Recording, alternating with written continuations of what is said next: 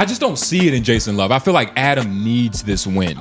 Well, he admitted recently that 2025 was the worst year in no jumper.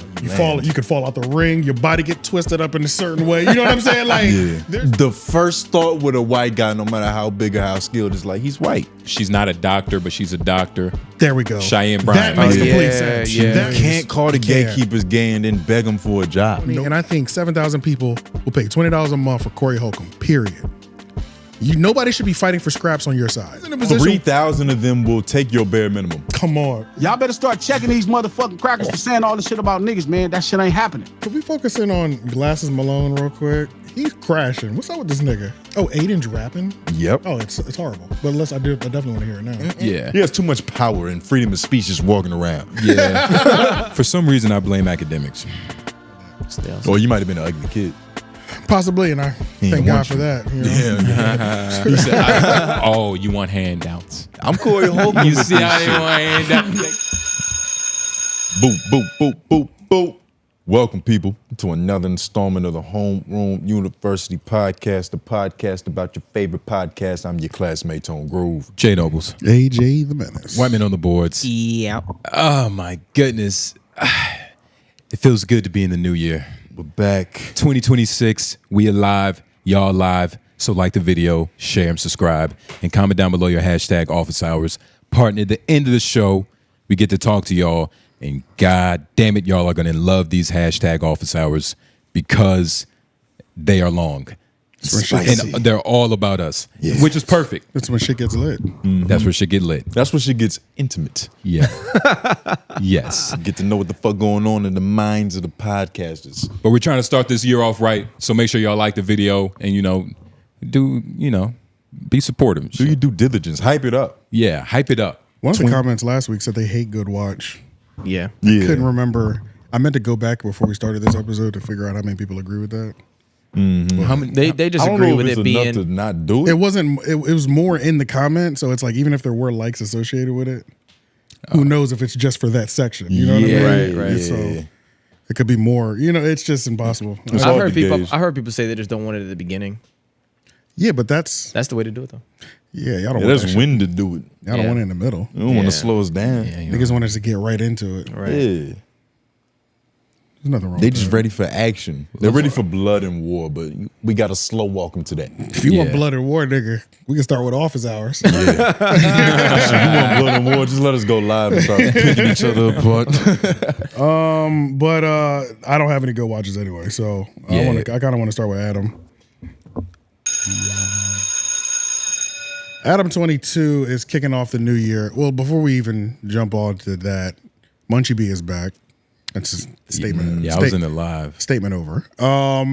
He's starting off the year with fighting Jason Love, January 28th, I think. Adam22. J. Cole's birthday. Is that the true? 28th? 23rd. 23rd, sorry. 23rd. On Kick, on Aiden Ross's Kick. This is the Brand Wrist 12. Which, has anybody seen any of the other Brand Wrist boxing joints? I've seen some of their kickboxing live, but I think all boxing matches in 2025 were brand risk. Yeah, I mean, for honestly, sure. once that, Andrew honestly, Tate's. It felt But like it is that. kinda couple of good Mike that he- Tyson's. it's good that he named his Brand Wrist though, because they all are. And it's good it's going to be free because nobody has to Glad it's free. it is. And yes, It better absolutely. be. This I is didn't not a know that. pay-per-view. It has event. to. It can't be. Nobody should pay for this. Nobody should pay for this. I would pay for it though. But you shouldn't because there's going to be somebody that really hates Adam that's going to expose it for free anyway. Yeah, they're just going to stream that shit on Twitch. Yeah, possibly. Unrestricted. But hopefully, I'm just saying that because it's Kick. If it's being streamed on Kick, there's no way they can put it behind a paywall on a streaming service, a live streaming service. Let's put this poster up. Real quick, what are the odds do y'all think this actually happens? Because every time I look at this poster, I just feel like there's going to be a beautiful excuse the day of as to why everybody's disappointed. It's happening. You know, There's what I mean? there's like a 30% chance of me. There's a 30% chance that I feel like it won't happen. That it's just not going to go down. Something will fall through. It's nothing to print a poster. Plenty of niggas around these that do local shows do Hey, it I all the could've done time. this. That doesn't mean the show real was though. following suit. Adam isn't going to risk not having the publicity. You get what I'm saying? Like, this is good. It Like, might- especially with where he's at right now, he's kind of like, Well, he admitted recently that 2025 was the worst year in no jumper. I'm glad he said. Yeah. Well, I mean, he was the last to admit that shit, but it is good that he's come to terms with that self-awareness. That's great perspective he has. Who y'all think Lena's rooting for? Yeah. Well, I want to see her DraftKings right now, nigga. Who she put money behind? She's definitely going to be a ring girl. Can we? Is this something like this? Would this be on DraftKings? Everything's on Polymarket. Oh, Polymarket, yes. And Polymarket? Everything. Yeah. Okay. Oh, bet. I'm gonna put some money on They're this. probably Yeah. We could probably bet on the odds that we'll bet. Exactly. I guess we haven't said where we think it's gonna go. I think because we're all on the same page, so it hasn't like doing. Oh, you saying that we gotta state the obvious? Yeah, I think so. Well, hey, go Because ahead. it hasn't been stated, but it is good. Adam is definitely losing. No. What? He's not definitely losing. It's not definite. Adam has a chance. It's not definite. I think Adam understands, like, if he wins, right? Like, this would He be has 3 weeks to prepare. this would be great. It doesn't matter. It doesn't matter. It doesn't boxing. Do they have footage of Jason Love in the gym? They don't. Exactly. This nigga might only No, be good they at only hip have movements. them in the other intimate places. Yeah, the only way Yeah. there's only one footage to study. There's of only one Jason way to Love, gauge it. and it's him fucking bitches. Yeah, like, we don't know if And there's enough evidence of Jason Love and Adam fucking bitches online to where if you weird enough, you could try to guess. Yeah. I can only go based off of Jason's Say physique. physicality. Yeah, physicality, right? Okay, I know he's a fucker, and I know They're he's both fuckers though. Yeah, but this Nick one is in superior shape. Just by visually, it's obvious one is Cardiovascular health is better. Exactly. Like stamina is always going to be a thing, but it's like. But what about your white blood cell count? I can put my money on the one that's person. just body fat percentage at a certain point, right? Like, Yeah, I don't know what that even goes to. but I'm just saying, like, Erections. somebody looking more in shape. You feel me? The stamina, Yeah. they might have the same amount of stamina. Possibly. Adam just looks like shit because he does a lot But of drugs. I do put more on Jason's power overall. I do believe that Jason is from the South. I don't know if he's from the hood, but based off his tattoo placement, I would assume he's from the hood. His power Possibly He because kind of talks like a thespian sometimes. he does. he talks like a fake thespian. Didn't we to talk me. about his book? He's Yeah. more believable than Terrence Howard. It was jokeable. Well, that's the other thing It was that's joke. the other It thing. was jokeable. That's the Like other thing you Flacco's. got to think about. Like he wrote a book that was like really laughable. It was, yeah. How well like I know niggas in in the the hood ring like that with- all the time. I think he might be more theater than like octagon. If he what I'm if he saying. thinks in his head that he's playing a fighter, that might be better. That might than be the edge. That might be the edge he Yeah. needs. Because I just don't see it in Jason Love. I feel like Adam needs this win. He needs something that he can hold. I don't think Adam other has than the his wife. confidence. I feel like there's a little more grit in Adam. Yeah. Pause. No, I don't. So what I put in here was, I'm going off of based on how I've seen Adam act in times of trouble. yeah. There's one video that we have to look at of you already saw that quick still. Let's go to the other one. Yeah. Let's look at the one time no, not that. Go to the middle one. This is Adam throwing a punch and him in war. This is wartime. Who was he assaulting? Some random white with a backpack on. Dope. Y'all ready? Yeah, let's show people this. Say a single thing. Waiting. This is my issue. Is You that guys act like you're fucking perfect. You don't talk shit. I'm honestly gonna not do that. Please. Hey, fuck out, nigga. Shit. Go fuck off out, nigga. Fuck off out, nigga. Get the fuck. Get up, Adam. Get up. Get the fuck out, man. Hit the light. Hit the light. Get up. Get up, Adam. Get up. Get up. Get up. Get up. Get up. That's a smaller dude. But I do see a little dog. I see And a also, little dog. AJ, the right hook into the choke. Into the choke. That's The choke was solid. The choke was cool. Nigga, that But was too bad they're not doing MMA. Too bad it's not the octagon. Yeah, exactly. He'd have yeah. a better chance. Exactly. But just I'm going inside- off the punch. But just gauging the dog, the dog. it's there. I think it's a little bit of Complete something miss. Too much wind up. Well, no, first of all, everybody looks awkward when they haven't trained. You know what I'm saying? It might In a look like that, podcast but it's studio. all about the effort. And I think with the proper training, he could do 3 okay. weeks. That's And that's bare- enough. That's a lot of time. And No, bare it's not. minimum, for a dude that can do it full time, yeah. Because he can really do this shit every day. Yeah. Here, I think Adam's gonna lose, but I really think it's gonna be closer than niggas think. Because I've seen too many buff niggas who can't fight.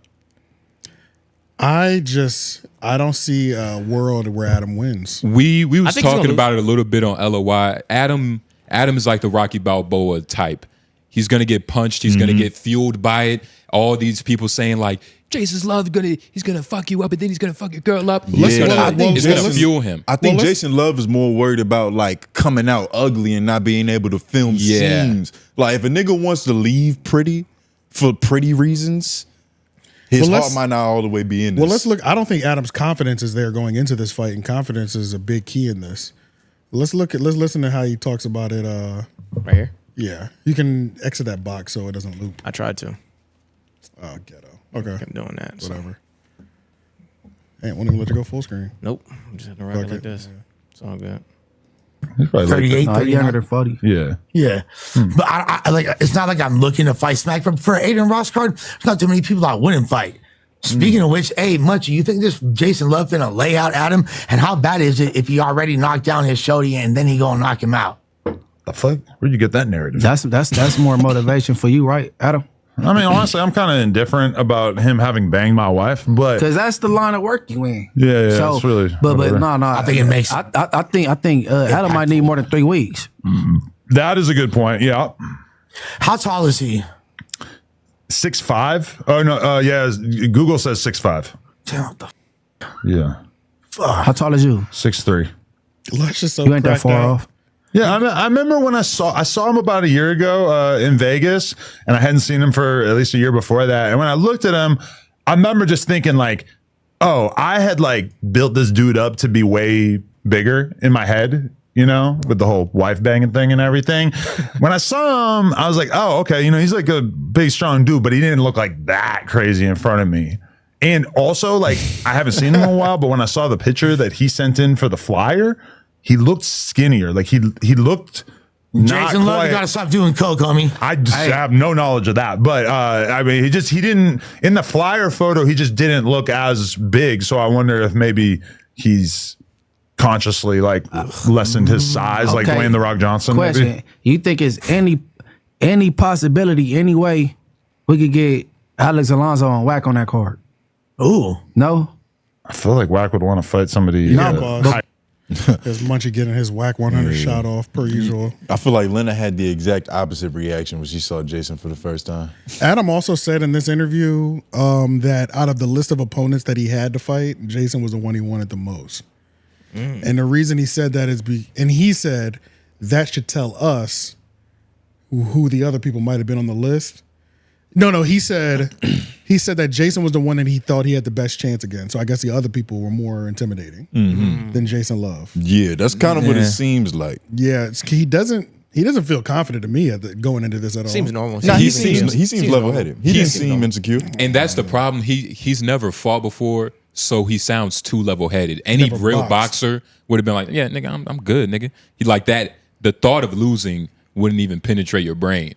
But he's never done it before, so He's thinking about losing. He's level-headed, which, ironically, we were just talking about with Victor. What did Victor say about the comment about being? Arrogance thing. You're better off being arrogant because at least when you're arrogant, you're not getting held back. You're not getting Compared held to Being back. too humble could fuck you. Being Yeah. held back. Yeah. So I think that's what's happening right here. Yeah, yeah. I'm like, this nigga's gonna get fucked up. I think what he has to avoid is getting knocked out. Because it's one thing to lose the fight. Anybody who's been in a fight, it's like, I've seen niggas lose fights, but like the way they lost, you're like, fuck it. You know what I'm saying? This nigga he still got all his manhood or whatever, you know? Because like he did his thing. He lost though, but he did his thing. Getting knocked out is the worst case that could possibly happen because things just happen to people's bodies that get knocked out that are just Once you've gone, it's forever means you don't decide how you land. fall. You could fall out the ring. Your body get twisted up in a certain way. You know what I'm saying? Like there's so many crazy things that happen when somebody gets knocked out. How they get knocked out, that lives forever. It definitely, especially because they're filming it. But I think he's more worried about Lena being sad he wins The than Lena getting thing is a knocked whole out. different. Wait, Lena being sad that Adam won because that means he beat up her lover. But what you said is exactly what Adam is thinking in his head. What? And like that's the bad thought that he shouldn't be thinking about. Like, I just got to worry about not getting knocked out. It's like, I think that should be the only thing he's worried about. He honestly should think about taking a hit first, because it's warmed never up? like just take a punch. Just to Because get over the fear. It's never gonna hurt as much as you think. Hopefully, Well, he should The nigga be. ain't Mike Tyson. In these next 3 weeks, he should be taking several punches and Yeah, sparring and shit sparring, like yeah. that. Just straight jump rope work. He needs to be jump rope. Yeah, while he he's needs to doing be his working podcast. on stamina and footwork. Yeah, He needs to Cardio. break out that BMX Yeah. bike again. Stamina and footwork, like man. those '90s aerobic videos where they're like, "Huh." Like he needs to get some Yeah, his basic. It's one thing to get hit when your feet are planted a certain way than getting a hit when you're in the middle of a cross step or some stupid shit. Yeah. So, Falling flat on your ass. In motion. but nah, this would be great for his career if he wins. What? He got a lot riding on this, man. He has more to lose Think so? than win. Yeah. Let's say he won. Feels like he's lost a lot lately. Yeah. I don't think this is a good way to start the year. I think him doing this, I don't see him winning. So I think him doing this, if 2025 was a bad year and 2026 is like, we're going to power through this and go back up in 2026, I think this is a horrible start. It depends, right? Well, Like, because when Patrice says, like, when you're a comedian, if you're bombing, you take them with you, and like he's bombing right now, so He bombed. He there's no like natural way out of this situation. He kind of has to just punch through it. The only way to keep your dignity is to go out how you want to go out. And it Yeah. seems like this is it. This Exactly. is passion project. He has to go out like a man. Yeah, like I'm not gonna change. I'm not gonna flip the script because I'm panicking right now. Yeah. Nah, shit is fucked up and it's okay. I'm gonna keep doing what I want to do. And at least you keep your dignity. You might not win the crowd back over. This But is you can all go for home. money. There's, of course, but there's no other option. The option is to not do it. Well, Well, what option does he have? yeah, For real? there's that. That's my question. The option to not do it is to stay stagnant. Because will we say that there was a time and there's a point in time where No Jumper was still rising and it was going to be looked at as a more of a like legitimate media platform? I think it was. It And was. It fell from It that. fell from that, It but had it had a rise to potential. that and then it fell from that. Right. So it's hit the peak. It's on the downslope. You want to get back to the peak, but he might be at that spot where it's just like I'm taking whatever I can. I think if he wants to go back up and be respected in should the do better media, then it's the content. It's only the content. You gotta stop selling your wife's pussy. Boxing matching doesn't It doesn't do it. get you up there. It doesn't. It's true. It's true. Also, I mean, this is completely separate outside of. Let's look at when Kelpie got beat up by Almighty Suspect. Let's just look at his reaction. He's not good in times of stress. He's not good in it. Yeah, I don't know what's wrong with I don't this. know what's wrong with this shit, bro. It's cool. I'm calling you a bitch. Look at him. Fuck you call me a bitch. Go out, boy. I'm the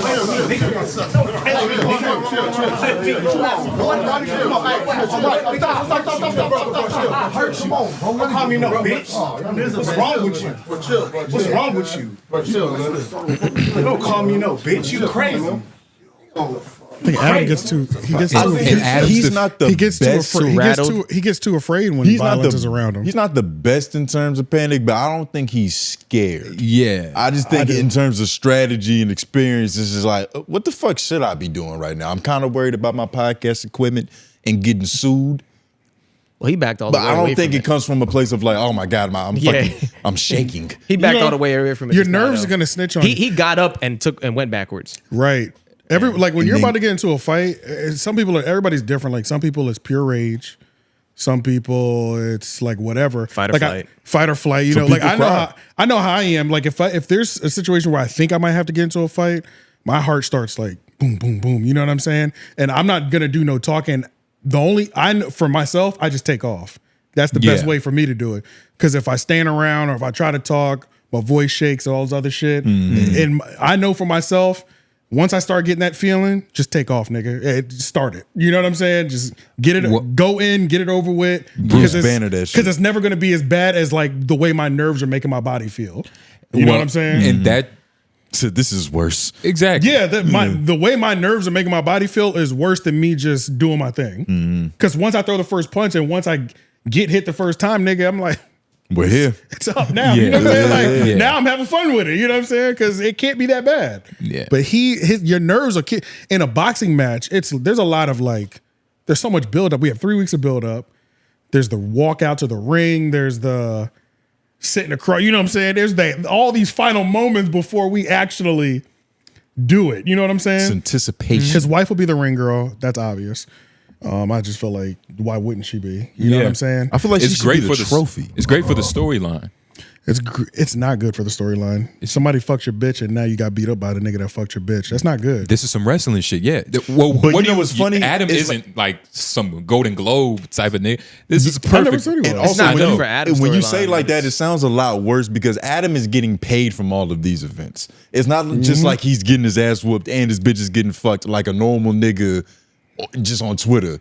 These are arranged events where there's money being put up. True. Yeah. So it's like it doesn't hurt him because he's planning this. It hurts shit. the story on his side, but it is a wonderful story. It just It's- it gives ammunition If for he niggas in win- the comments. If he wins, saying. He won't it's win. going to be good. It's fodder. It's If- public fodder. You don't have no hope? I don't. I really don't. There's no world he wins. I think he'd be close. Nah, there's. I think you're overestimating Jason Love. His name is Jason Love for a reason. He's good. Like He's good at making peace and love and not war. his hips are strong, but boxing is really calf work. You know what I mean? Adam's not a fighter.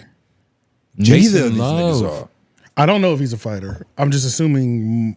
I'm going based off physical. I just know Adam's not a fighter. I can really just based off my confidence off of what I've seen Adam do over the last couple of years. If You we know what I'm Google saying? what Jason Love would do, we'll get banned off of YouTube. You know what I'm saying? Like Jason Love hasn't would been Jason put Love in do? any like fighting. We haven't seen Jason Love be scared to even engage. I wonder if he's ever been in jail. Just because you go to jail doesn't Just mean because that he's guy- had it like Yeah. gunplay don't mean he's a fucking gangster like him. Like, nah. Yeah, that doesn't mean that either. He writes books, AJ, and bangs women. Bad books, Makes love. horrible books. It's a book. Okay. It is a terrible book, but you know, it's a book. You know, and even though they have an open marriage where she can fuck other people and stuff, masculinity is thrown out the window in this situation. Once you know, you can get your ass whooped in front of your girl, but it's a way you get your ass whooped in front of your girl. You know what I'm saying? Like, Got to go out on your sword. yeah, I mean, if you knock 2 niggas out and the other 4 niggas jumped you, you know what I'm saying? That's okay. That's a hero story. If I have That's to- a hero's journey. If I have to fight 4 niggas because of some of my That's true. bitch That's did. true. All right, well, let's Nigga, just say 6 because you a knocked the first 2 out. A And there's one-on-one. 4 left. A one-on-one. It's a one-on-one, and you just lost at the last minute, but y'all was really trading blows. You know what I'm saying? That's okay. That's better to lose. You Nobody wants to can't get beat up. lose in front of your girl. Yeah, but that's what he's about to do. That's not what he's about to do. That's not my what, fighter. That's what I'm assuming. Not my fighter. You shouldn't lose in front of your girl. Now, ideally, you got a kind of girl that's just not going to leave you because you got your ass Of whooped. course. But it is a worse look. That's a bad look. It's a worse look, but Like losing a fight. I don't know. That's pretty bad. losing a fight and getting paid to even be there is a better look than just losing. At least this is looked For at sure. as sport and not like What about real getting confrontation. What about getting knocked out? That's not happening. But that would It could. be detrimental. It would at least, even if she doesn't look at you different, I would look at myself differently, and I couldn't even be the dude She's gonna that look she at you fell different. in love with. Yeah. So she would look at me differently. Yeah. She's already said things like when they've had interviews where how about like Adam is like he doesn't do any of the manly things, like he doesn't call the plumber when something's leaking. She has to do all that thing. He doesn't When- grab all the groceries in one Yeah, trip. like when the contractor comes, he's like, just talk to my wife. And she doesn't like that already. Like Yeah. she stated that. And now if you get beat up, so it's like you already at home. It seems like that some of the things that your wife has openly complained about in interviews, like your non-masculine ways in the house in terms of like doing things for the household that a man would typically do are already done. Fighting is the peak one, right? Fighting is like the peak. It's the peak. Most women want to feel protected. They want to feel like they're with somebody that can whoop somebody's ass. And you know what I'm saying? That they feel safe with. You get knocked out by another dude that you also let inside your body. That's a little different.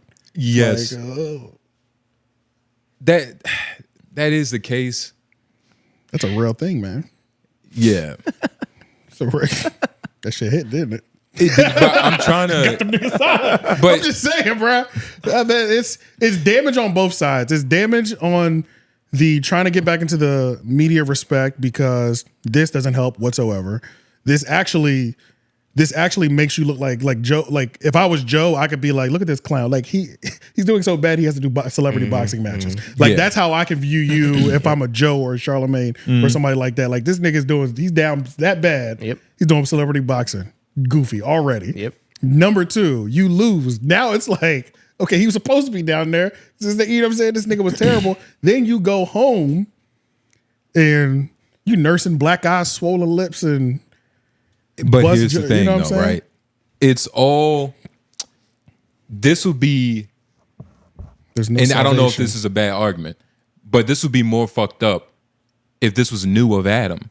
Like Right. Adam has been in this He's kind been of in the bottom for a cesspool of I agree with that. For a minute. funk For a while. and energy Even for with so his- long to where this isn't new. And that's why it's like, yeah, I'm not disagreeing with that. Right. But if he wins, just the story, man, this is wrestling. This Adam is in the Matrix. If he We ha- wins, if this is a Jake Paul thing or a Paul brother thing, where it's like he actually does win, then I will say this would be a great start of the a year. great comeback. I'll say this is a great start of It's a great, 2026. even if he loses, but he fights, but he loses respectably. there's a way to where, lose. where we where we just like that was a good fair one. That was a Yeah. fair one. Yeah, that was a good fair one. You feel me? Yeah. That would even be looked as good. I want that the most for him. I hope that the most. I hope he does not get knocked out because that is absolutely the worst case scenario. And if he does loses, I hope it's not one of those like he was beating up on a zombie. You know how like the nigga lost in the second Down round. goes Frazier. But he Down still goes he last Frazier. all 5 rounds, but it was like we just watching him abuse him for 2 more rounds type shit. You know, like that would be I don't want to watch almost as bad the- as getting knocked out, but not as bad because at least he didn't fall. I don't want to You know what watch I mean? anybody play with their food.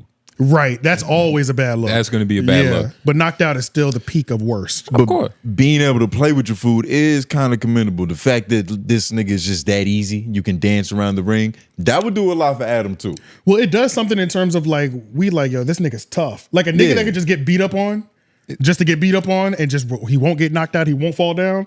We look at that nigga like, all right, this nigga Adam- tough. Well, that's a little different than just playing with your food. Like, We're Well, talking that's about what- Jason Love playing with Yeah, he's Adam. talking. We were talking about Jason Love, not Adam. That's what I was thinking of. I think Adam's gonna win this shit. The more that I think about it, Jason, I don't believe in Jason Love's pain tolerance, dog. He didn't grow up flipping on BMX bikes, breaking his wrist, scraping his knee and shit. Nah, man. I feel like this nigga is too cosmetic. Yeah. A year ago when they first did the scene, I don't even know if it was a year ago, but long story short, whenever they first did the scene, and then Jason and Adam kind of had a back and forth. I remember that.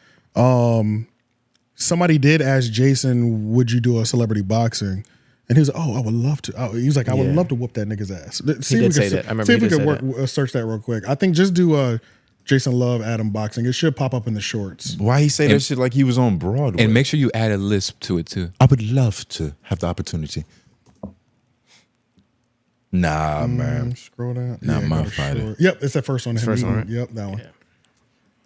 Would you box Adam22? How much are we getting paid? Knowing you, I know you're a man of high value. $1 million guaranteed, just for appearance. If Adam would say no, I would be so fucking mad. So you think Adam would let you swing on him? It's a boxing match, why not? For $1 million cash, you think he'd take one of your punches? I would let him throw 10 first. What do you mean it's $1 million? You give him a head start, you wouldn't lose? 100%. Do you think you can knock me out with one punch? Guaranteed. Would you box Adam22? He gonna knock that. He gonna fuck Adam up, man. Sounds pretty coherent.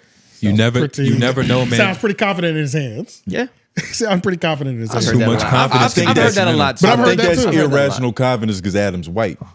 We have to talk about that too. Yeah, that's a good point. There is a different level of confidence. Like, I know that there's white dudes that can obviously fuck a lot of dudes up, but for some reason, the first thought with a white guy, no matter how big or how skilled, is like, he's white. And it's not until you go to a Royce Gracie class, Yeah. nigga, you see the most. You see people built like you and Lauren, I don't underestimate but whites. white. But I do think a lot of people do underestimate just because one dude's black and one dude's white. I do Yeah, think for that sure. happens. There's a weird confidence that Yeah. comes with that. All my teachers was white. But Well- no, I don't why you automatically don't know discount nothing. somebody just because they're white though at all. Well, of course, but that's what Jason. I think if Adam was a skater, a skateboarder, and not a BMXer, I'd have a little bit more confidence in his toughness. Yeah, it's along the same lines, though. Same, man. I'd You see- can get just as fucked up on a I bike. seen skateboarders get more active than BMX. Them skateboard niggas be getting active, nigga. Like I done seen them get active. It's easier to hop out the board. Yeah, You gotta park your fucking bike. yeah, that's true. But yeah, I mean, fuck. I'm about to say more luck to Adam. You know what I'm saying? If anybody trying to put some money Yeah, on what's, it, you what's, know, what's that app? Polymarket. Polymarket. Yeah, I'm let's- definitely gonna put money on it. Yeah, let's create. Can we create the bet? I don't know. And we reap all the benefits. I've never been on anything, so I don't know how it works at all. But the odds are probably already up there. This is big. Yeah, because if you vote on huge. if you vote on Adam and the odds are in Jason Love's favor, so the real big The real money cash to be made is if you put it on 22 and he wins. Gotcha. So I'll probably only make like we love an underdog. a couple dollars on my thing. It wouldn't be like a full double type of thing. But yeah, I could make like quadruple off of the Adam win. Yeah, you would just get more in bragging rights than you would in money with Jason Love. Right. Like you used to know. True. Racial harmony. Yeah, well, I wish the nigga the best of luck. I hope it's a fake fight like the Logans, like the Paul brothers do. And it is him taking a nosedive. Because then it'd be great, but I mean, if it's not, who Jason or Adam to take the dive? Jason take the dive. Yeah. So I hope it is that situation because that works out best for Adam. Yeah. Race relations is gonna be fucked up if Adam win. Which, depending on how much, I think the possibility of Jason taking a nosedive, depending on how much, like if they were talking about $1 million then, that was a year ago. I don't think they're valued that much anymore, but. If Jason, it was $1 million on the line, I could see Jason taking the dive for it. Jason definitely has a price. He said, I would let Adam punch me 22 times in the first 3 rounds. Yeah. It don't even matter. But yeah, all right. Let's get over to this then. Outside of Homeroom University ending 2025 with a bang, Club 5150 also ended it with a bang. 2 bangs. And Cory Holcomb, I've been trying to figure out how I want to say this because I wanted to make a separate video on it too. I don't know. I feel like he was a mini CrashOut. I don't think CrashOut was the right word. It was a lot of bitterness filled in that. It was a lot of bitterness within that too. He vented. And it was a lot of like begging too. Charlamagne got a crazy nasty stray in the midst of this too. Yeah. Cory Holcomb. Just use the one that I sent you because I have timestamps associated to the video that I airdropped. I haven't even seen this, but from what I've seen from like all of the 5150 videos I've watched, Cory Holcomb is very bitter. He has a lot of angst in him. It's like he's okay with where he's at, but he's not okay that there's fuck niggas that are alive. Like around him, and he just can't shake. And not to be like corny, but that hood mentality, like he just always has had that. It's a trash mentality. He's accepted where he's at, but it's more like a coat. Yeah, because it's almost like I would have had to be a different kind of guy to even get there. So it's almost like it wasn't worth it. Almost like Ebro, but just Ebro isn't funny with it. Like I didn't want to have to, get my tire pressure checked just to motherfucker be in a movie. Right. And so it's like, who knows? Yeah, so it's like he had a crash out because it was the Netflix iHeart deal and how 15 podcasts are coming over and then they're going to start incorporating podcasts over into Netflix.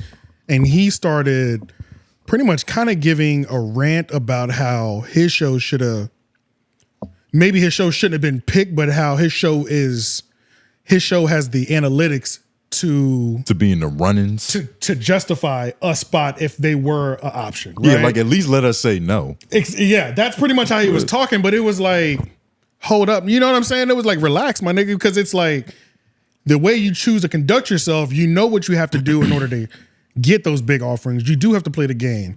You might not have to be greased up and be ready to take something, which is what he said, but you have to be friendly to people. You have to be a certain level of, you have to be fake to a certain extent. You don't have to be gay. The people with power. Yeah. And the people that have that type of power, especially the ones that are connected to the corporate, they're playing the game. Most of them are playing a fake game. The ones who aren't playing, see, he had a lot of indirect animosity towards Charlamagne. And I think it's kind of a thing where It has really nothing to do with Charlamagne, but it's like it does. Since that's the closest person that I know, I could take it out on him, kind of thing. No, it does. But it's really got everything to do with Cory. He just doesn't want to face his own accountability in this shit. Yeah, it was weird. Charlamagne, it's all about the industry being gay. It's not about him being an asshole.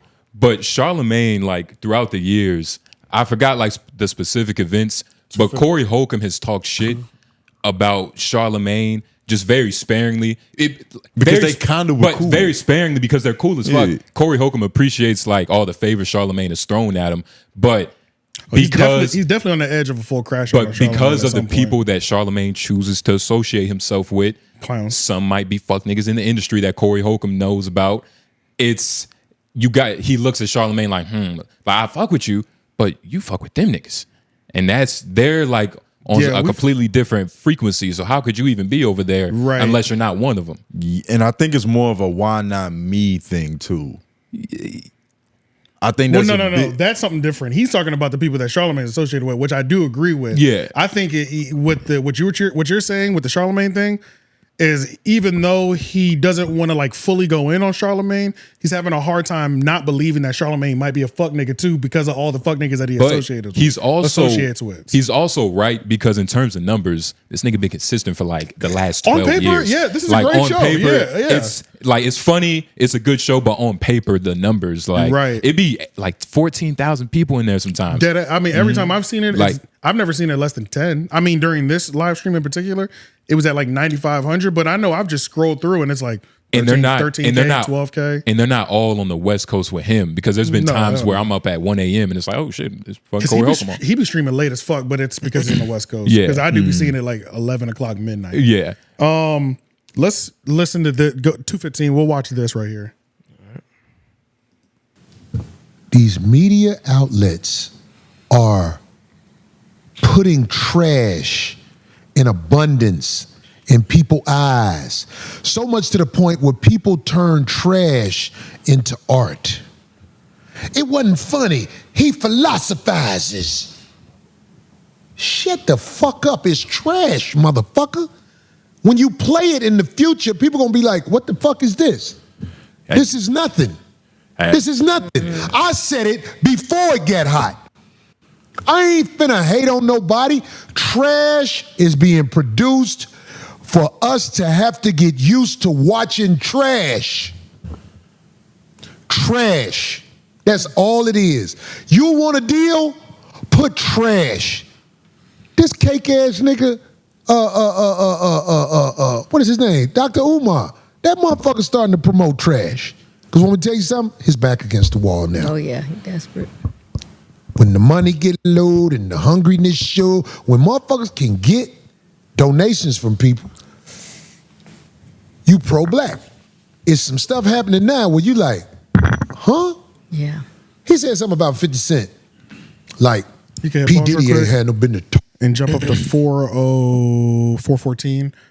I do this every time because even when I was like preparing the note, I keep forgetting because we're skipping up to, so just to address what he was just saying, the whole trash thing is getting promoted. Yeah, that's fucking true. But it's like, I don't disagree with anything that he was saying, but I also can't be mad at what the state of certain media and the things that get pushed forward are. Like, niggas are gonna push corny content forward because they have the means to do so. They have the power to green light some trash.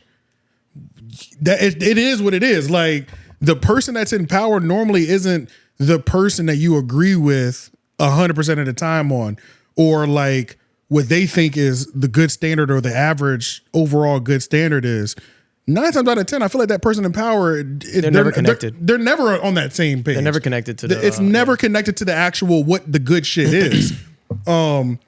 But I think that's always been a thing across all media platforms, not just podcasting and things of that nature. And a lot of them are playing it safe. Corny is profitable because you can put sponsorships behind it. Yeah. But taking a risk on somebody who's actually talented, like a Cory Holcomb, comes with risk. Yeah. This nigga will say some shit that will have you all liable. Yeah, literally, you will destroy this foundation that we've built. Exactly. Yeah. So at a certain point, these corporations just kind of get coy about it. And it's like, all right, let me just invest into corny. Corny is safe. Yeah, honestly.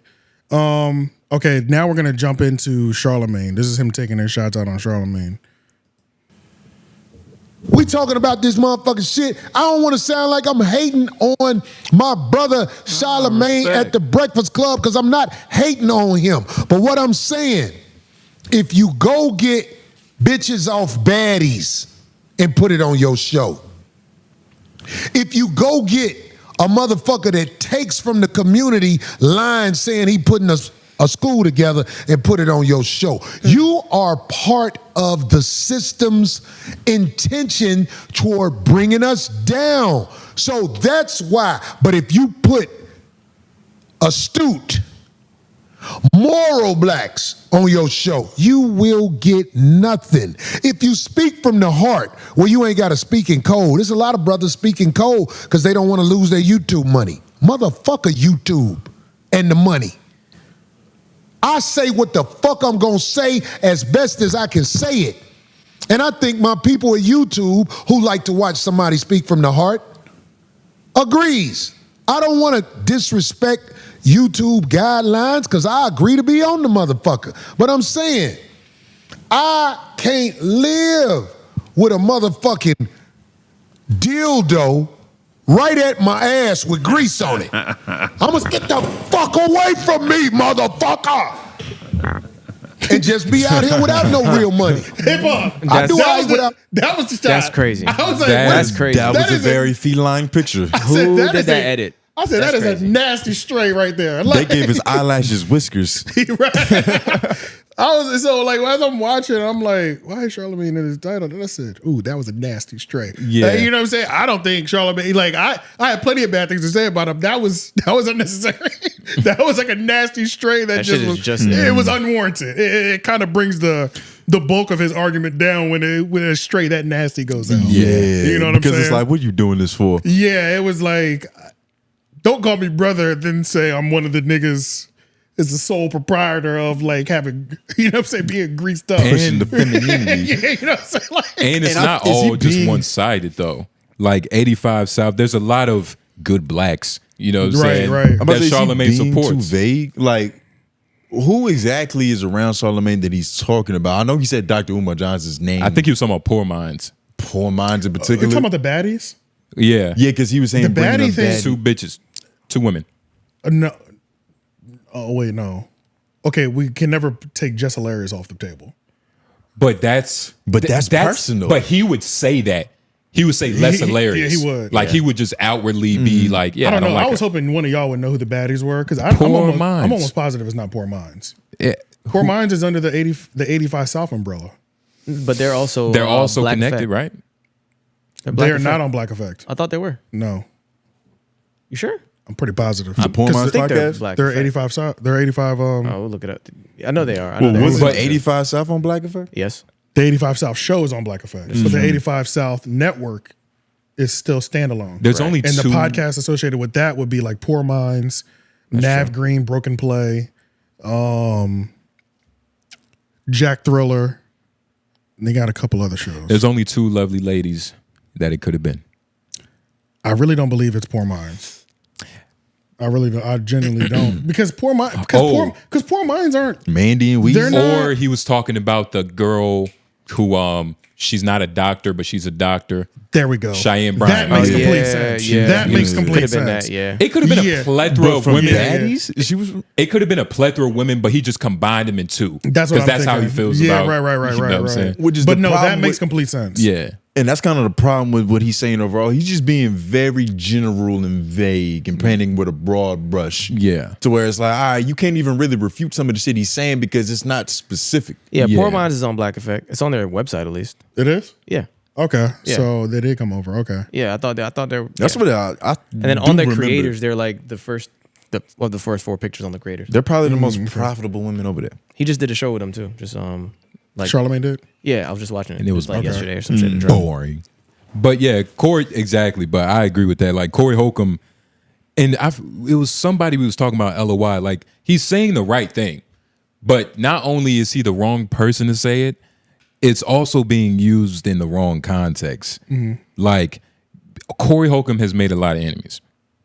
Right. So for him to be pleading like this, it's, you know, the nigga was pleading. That shit was disgusting. It's like nigga, you know, wipe your shoulders off. You feel me? You Cory Holcomb. Like who gives a fuck? And like he did even end with that with like my YouTube community, because he always brings it back to that. Like we don't really give a fuck because you know 5150. We can go and state to state with this shit. Is this a little hypocrisy based on his like don't give a fuck about it attitude? Absolutely. Like giving this much fuck about it? It's disgusting. I think it's a couple different things. He also respects Charlamagne. So there's the part of him where he wants to be real, and just say like Charlamagne been acting like a fuck nigga. I don't know what's going on. But instead he's trying to like bounce around it. And I think he should just say it this year. Like he been hinting at it for a while. Yeah, you might as well. It's getting kind of obvious. I mean, he does act like one. Just put good points out there. You know what I'm saying? It's not a hard case to build. Yeah, I'm about to say there's plenty of YouTube videos you can go to for homework. It's not a hard case to build. There's plenty of people who built that case. Just build the case. It's true. Well, with Cory Holcomb, you're saying. Like, are you just saying like in general, like, this is the case for Charlamagne being a fuck nigga? Yeah, like if I could take a bunch of different situations, I can easily frame Charlamagne being a fuck nigga. Like him acting like one and continuously acting like one. I'm saying though, for Cory Holcomb though, because it's like indirect to him, maybe not. He might have a loose things. You know what I mean? With the just hilarious thing, it's much less. Charlamagne has not focused on the demise of Cory Holcomb 5150 on any level. But no, it's like the association that Cory Holcomb has, like, it's a very old school gangster mindset. It's like, nigga, even if you associate with them niggas, you're dead to me. It's a little so you're friends with Les. You're bringing Cheyenne Bryan on. She's talking shit about me, sending shots. But even that's still not enough to get over the edge because he's still very friendly about it. Well, I think he has some love for Charlamagne and he's fighting it. Yeah, and because he also knows that Charlamagne is doing his job. And he might also resent that part of Charlamagne, like that, he's a company man. And Cory Holcomb is the exact opposite of that. There is go to 619, please. Got you.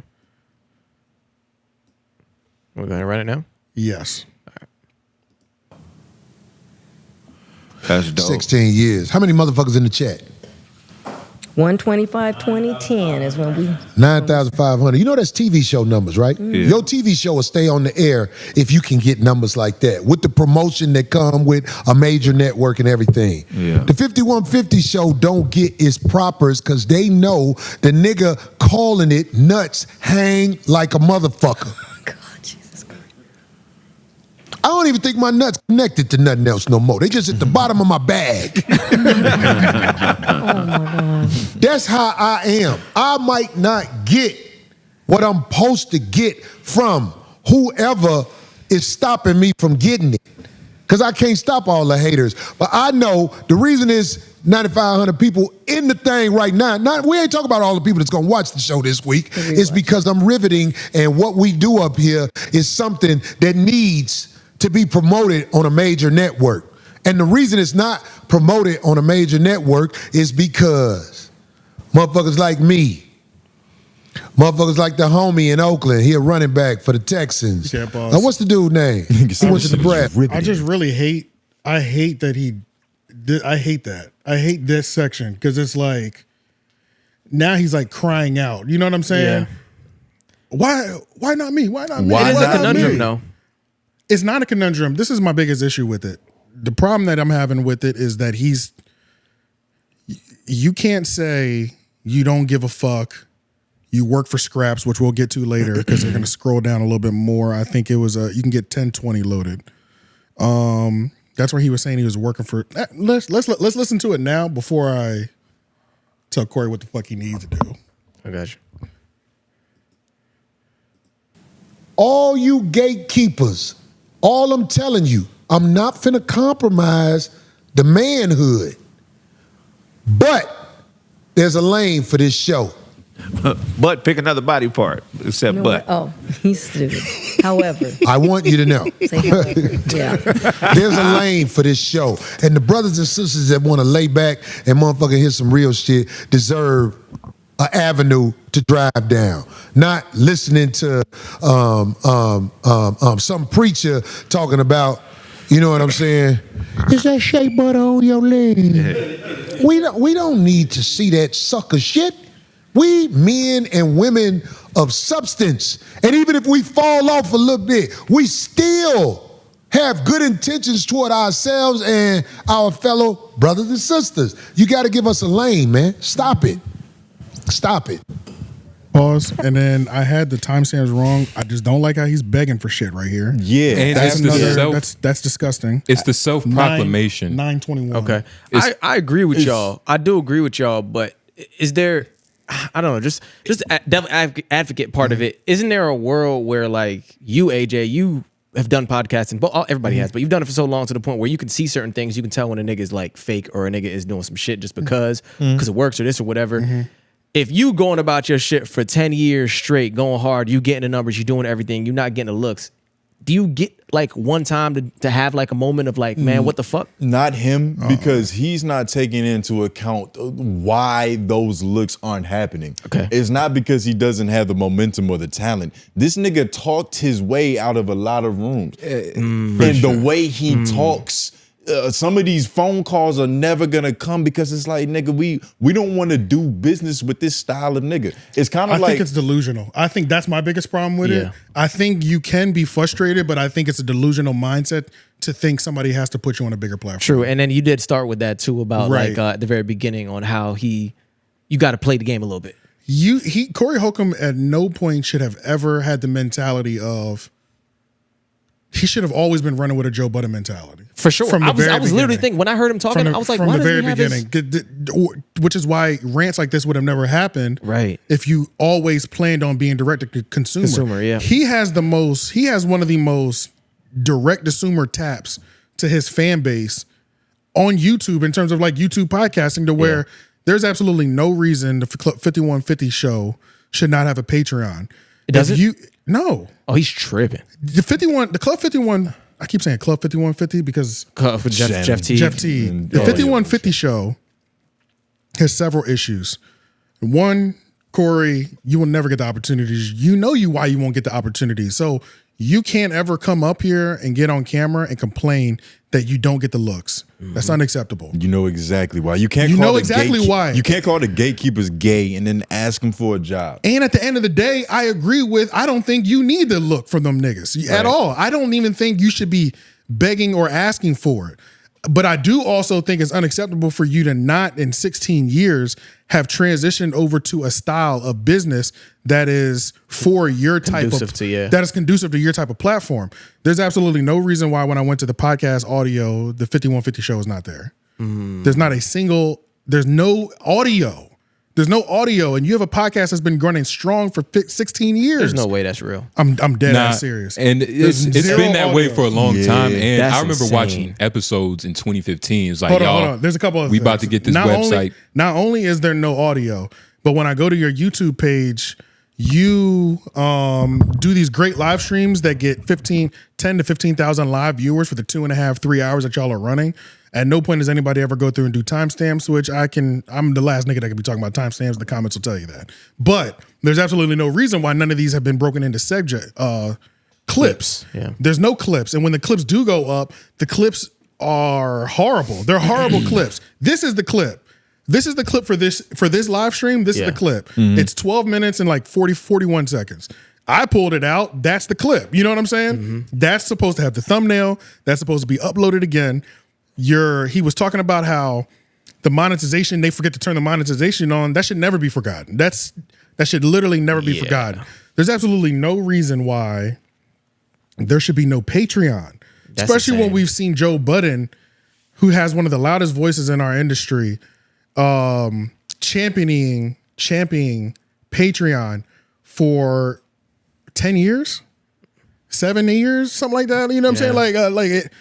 A long fucking time. You know what I'm saying? A long time to where I know about Patreon because of Joe Budden. You know what I'm saying? Most of us know about, most black people know about Patreon because of Joe Budden. They might have found there somewhere else. But if you have 15,000 people, or if you have 12,000 people on average. These are live viewers too. Live in your fucking chat, and every episode is doing 250,000 views. You can't tell me that half of them won't pay $10 a month. And I believe you can charge 20, honestly, off the rip. I don't think he can start it. I don't think he has to start at 10. Especially the way he gives it up. Especially the way you give it up. I think you can start at 20, and I think 7,000 people will pay $20 a month for Cory Holcomb, period. Nobody should be fighting for scraps on your side, on any level. He had a moment that we're about to play right now where he was talking about we're fighting for scraps and things of that nature. You should be bringing in $80,000 to $100,000 a month easily off your Patreon. Nigga, you are fucking lit. You're lit, nigga. Like, even if you just did the $5 or $10 through the YouTube memberships, You have 12 to 15,000 people that are dedicated and staying in there for 2.5, 3 hours, nigga. You have everything, just like you said. You have everything you need. You have more than the average person to where you shouldn't be fighting for scraps. You shouldn't be saying that you're struggling to pay these niggas what they're due. You should be breaking down 70 a month, 70 G's a month, easily. I think at your worst, you'll do $30,000 a month. At your worst, if you did $10 a membership. I just don't find, it's impossible that 3,000 people won't give you $10,000 a month. So why do you think he hasn't taken that leap? Because I can't imagine that there's people around him that have done media and done shit before that know about things like Patreon and these different outlets that haven't said this to him. So, I'll do it for you. I ain't gonna lie. I'll do it for you, nigga. I will run all that shit for you. I want to cut. But I will do it for you. This is ridiculous that you don't have that, my crazy. nigga. Yeah, he doesn't have It's actually ridiculous you don't have it. And it could be his stubbornness for not trying to, his nuts are detached. He might be the type of nigga that where it's like somebody with some real like that cares for him. Sit him, yo man, we need to really start this. Give me these logins so that I could do these things. And he's like, oh nah, nigga, because then we're gonna get too close to the industry. I don't want to be a dick in a booty ass nigga. It's like, what the fuck, nigga? Like, I can do 4 things for you right now in the next hour that will give you 30 grand a month. Like, what are we talking about right now? You know what I'm saying? That, and also when what comes with a Patreon, that comes with an expectation. That comes with the expectation, the consistency and quality. Yeah. And I wonder if he's a little scared on his end about his confidence in being able to deliver that. Niggas are paying, I need to make a show worthy of paying for. Now, just in terms of talent, just naturally, obviously he could fucking do it. He makes that show already, though. That doesn't mean that he believes in his ability to do it. Yeah, he might not. But he makes that show already. Yeah, I'm about to say, and even if he's afraid of that, he has the market research. You know what I'm saying? To where like, whatever those 15,000 live viewers are accustomed to, obviously they're okay with. Yeah, you know what I'm saying? Like, he's in a position. 3,000 of them will take your bare minimum. Come on, 3,000 bare fucking minimum. 3,000 will take your bare minimum. Do you see what I'm saying? So it's like, even if that was a fear of yours, nigga, it shouldn't be, because I don't know how consistent he is with the podcast. I don't know if he goes on hiatuses for 2 to 3 months. Yeah. But even if he did, it doesn't fucking matter, because obviously 14,000 people don't care still. And I don't even think he's doing that. I think really a lot of it stems from how he's framing what a podcast is in his brain. Yeah. Because this nigga is still a touring comedian. So I think a lot of what he sees the reward in podcasting is, I get to plug these dates. Which is the comedian thing. I get to let the fans know, hey, I'm about to be in Tulsa, Oklahoma. Right. Pull up. This shit don't make no sense though. The product is there. All you got to do is break it down. And let's hit play, because let's hear him talk about the money. It's 926, right? Yes. Or no, did I say 926? I said 920 or something like that. I said 9. And he has merch. 921. He has merch, so he also has proof of concept that these people will buy something from this nigga. And I mean, yeah, most comedians, like you were saying, like the podcast was to help their. It's the billboard. It's the billboard for their touring dates on stage and shit like that. Let's listen to this real quick. I just want you to hear how he speaks about the money. I'm just saying, Darlene, Craig, Phil, Nail, Abe, they deserve for me to be able to get them a check where they could just let their wig back for a minute, man. Motherfuckers working up here off scraps. We ain't got what we supposed to get, and if we never get it, I promise you, this one right here, I ain't gonna never fold. The production I put together at the House of Blues, man, do you know how much money I come up off of that I need? But I know I got to do a certain amount. Phil up there helping me. I got to give him enough money where he can look at me like, all right, my nigga. You know what I'm saying? I got to get a cameraman that motherfucker. I got to do things for people where it's coming up out my bag that I got to try to hid, and my bag is light. When it really boils down to it, all you gatekeepers, all I'm telling you, I'm not finna compromise the manhood. You got pause, because I just started it wrong. But a lot of his wounds are self-inflicted. They're all self-inflicted. They're all self-inflicted. There's no reason that he should be in this position to where it's like, nigga, I gotta fucking scrape the bottom of my pocket to pay a cameraman. You're Cory Holcomb, bro. You as an entity generate income. You have a public image. There's ways to levy that shit to where like your infrastructure could be a lot more solid than this. And I think it boils down to the nigga's nuts being detached from his fucking lower abdomen. Yeah. Like what he said with his ego is so big to where it's just like, nigga, it's my way. It's like I'm not really listening to too much input. Yeah. Bro, you're going to corrupt my thoughts. I never seen somebody who had, just like you were saying, 3,000 people will accept his bare minimum. I've literally never seen a nigga who could be, I genuinely believe like that. The fact 30,000 a month. Like I genuinely believe by February 2026, if he started a Patreon at $10 a pop, he'd be at $30,000 a month. For sure. I just don't see a world where that doesn't happen. There's no reason Homeroom should be making more money on Patreon than Cory Holcomb. Yeah, come on, bro. Yeah, literally, bro. That's not possible. Yeah, that's crazy. It's literally not possible. We are supposed to be fighting for scraps, nigga. Not you. You have all the means. And shit, we got some pretty big pieces of crust over here, nigga. We dog. be eating. Yeah, that's crazy, dog. That's crazy. And that just, it hurt me to see this. And it's like, because you can't have it both ways. And I fuck with it. You cannot have it both ways. You can't call the gatekeepers gay and then beg them for a job. Nope, you can't. That's absolutely no. Or you got to stand on that shit. And you can't criticize them and then also act like they're the only option. Nigga, it's 2025. The nigga was talking like, I want a deal, but I won't do this. Nigga, you didn't get offered the deal. Stop talking to niggas that didn't offer you the deal. You know what I'm saying? And it wasn't because you weren't willing to suck a dick. Yeah, like, I refuse to believe all of Hollywood has an anal ritual. It can't be true. Or unless they just got one saved up for Cory Holcomb. Now, I think there's a lot of rituals. I think all of them? I'm at 95%. I don't know. Yeah. When you get to the top, it gets nasty. You think Gilly did? You think Wallow? You think he used some of them jail tactics? Left the honey bun on an executive's bed? The Gilly, no. Because Philly niggas wouldn't do that, right? No, they would. Okay. Could we attribute? I don't know. That's a really hard one to. I feel like there's people who got away without sitting on anything. I think that list and is were very able small. to be successful. I think that list is very, very small. For real? Yeah, I do. I think it's extremely small. The ones who hit the peaks. The ones who hit those. But we're not even really talking true about peaks. people. I feel you maybe on extremes. Yeah, that's what I'm talking about. I'm talking about the people really at the top of the food chain. But there's a big middle class that he's not even active in. You know what I mean? Like I'm not considering those people. There's a space that exists to where you can be successful and straight. Yeah, I could just play nice and be successful within that world. But the top of the food chain, just like how they say there's no billionaire that got it ethically. Yeah, I do agree with that 100%. And that's really like the top, like where you get privileges of like, we'll give you a show with 7 seasons that's not successful, but we'll keep it on air because you play with a butt. Yeah, right. That level. But not everybody's even trying to get to that shit. Right, not everybody's trying to get There's there. a big space that exists. I think before all he walk wants is the through money, this door. and that's all he needs is the money. You know what's funny? I wonder, I feel like his situation right now could be a little bit of what Patrice would have been in this era.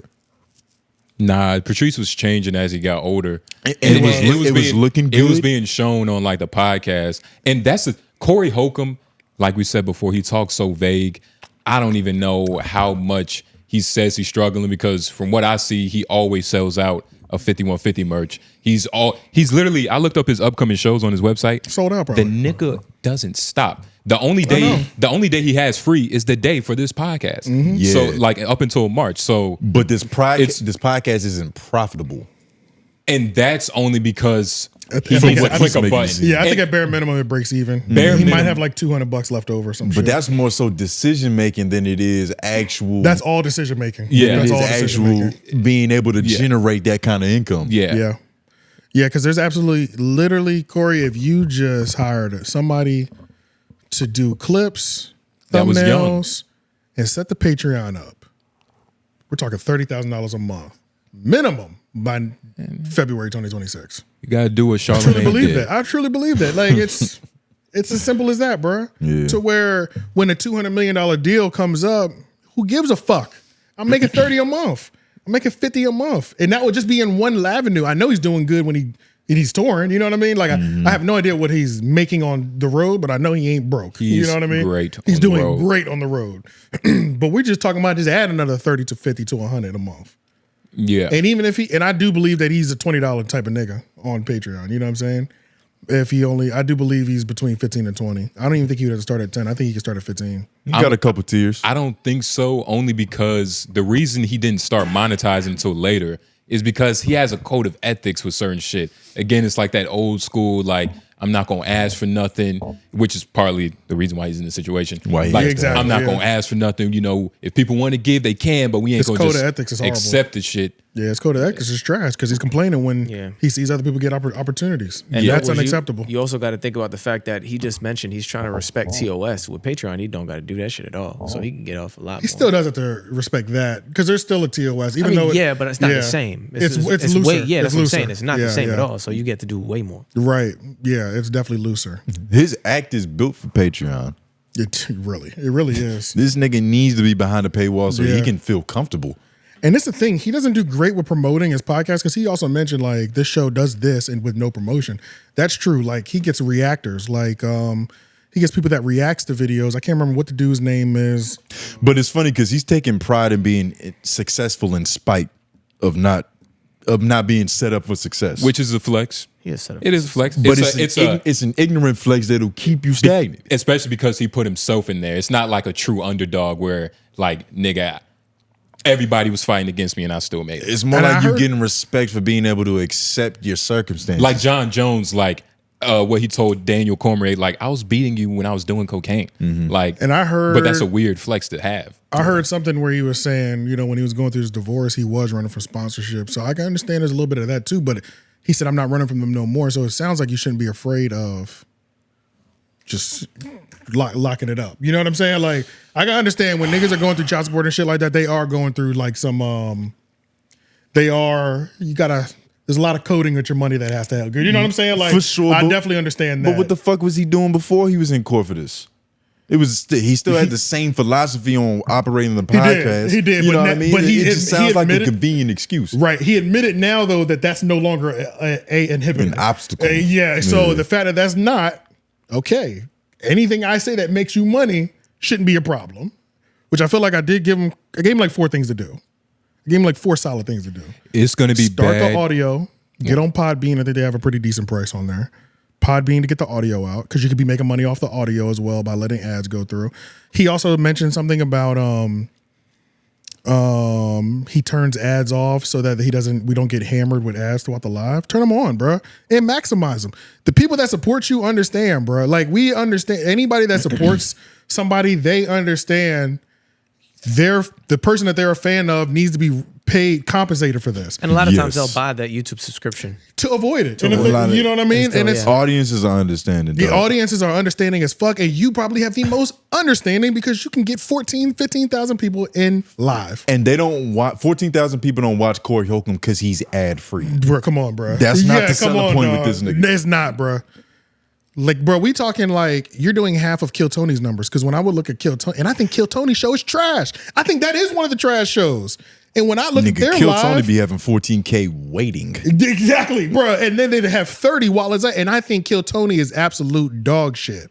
I think your show is 100 times better, and they're doing that. You know, come on, bro. You ain't seen Timmy no breaks, but I get what you mean though. Yeah, I get what you mean. You know what I'm saying? Like, come on, dog. This should be your most profitable year. It's right there. How are we making more money talking about y'all than y'all are? Yeah, literally the only thing stopping this nigga is signing up for a Podbean account, starting a Patreon account, and that's literally it. And having somebody do clips and timestamps.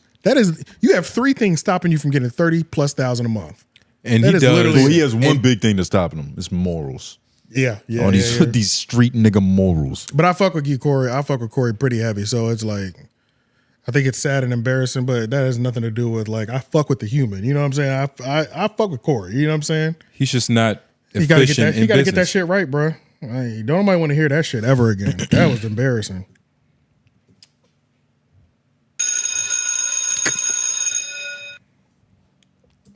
Last one, No Ceilings Podcast. The No Ceilings Podcast. So have y'all been paying attention to the beef that's been going on for a minute with Doechii and Aiden Ross? A little bit. Yes, a little bit. Yeah, He gets very bold when talking about Doechii. She's not the only woman he disrespects, but with Doechii, it just gets to a level to where it's like, damn, like Aiden, even if niggas fuck with you, they can't just turn a blind eye to you just being this out of pocket about somebody who ain't even really doing nothing wrong.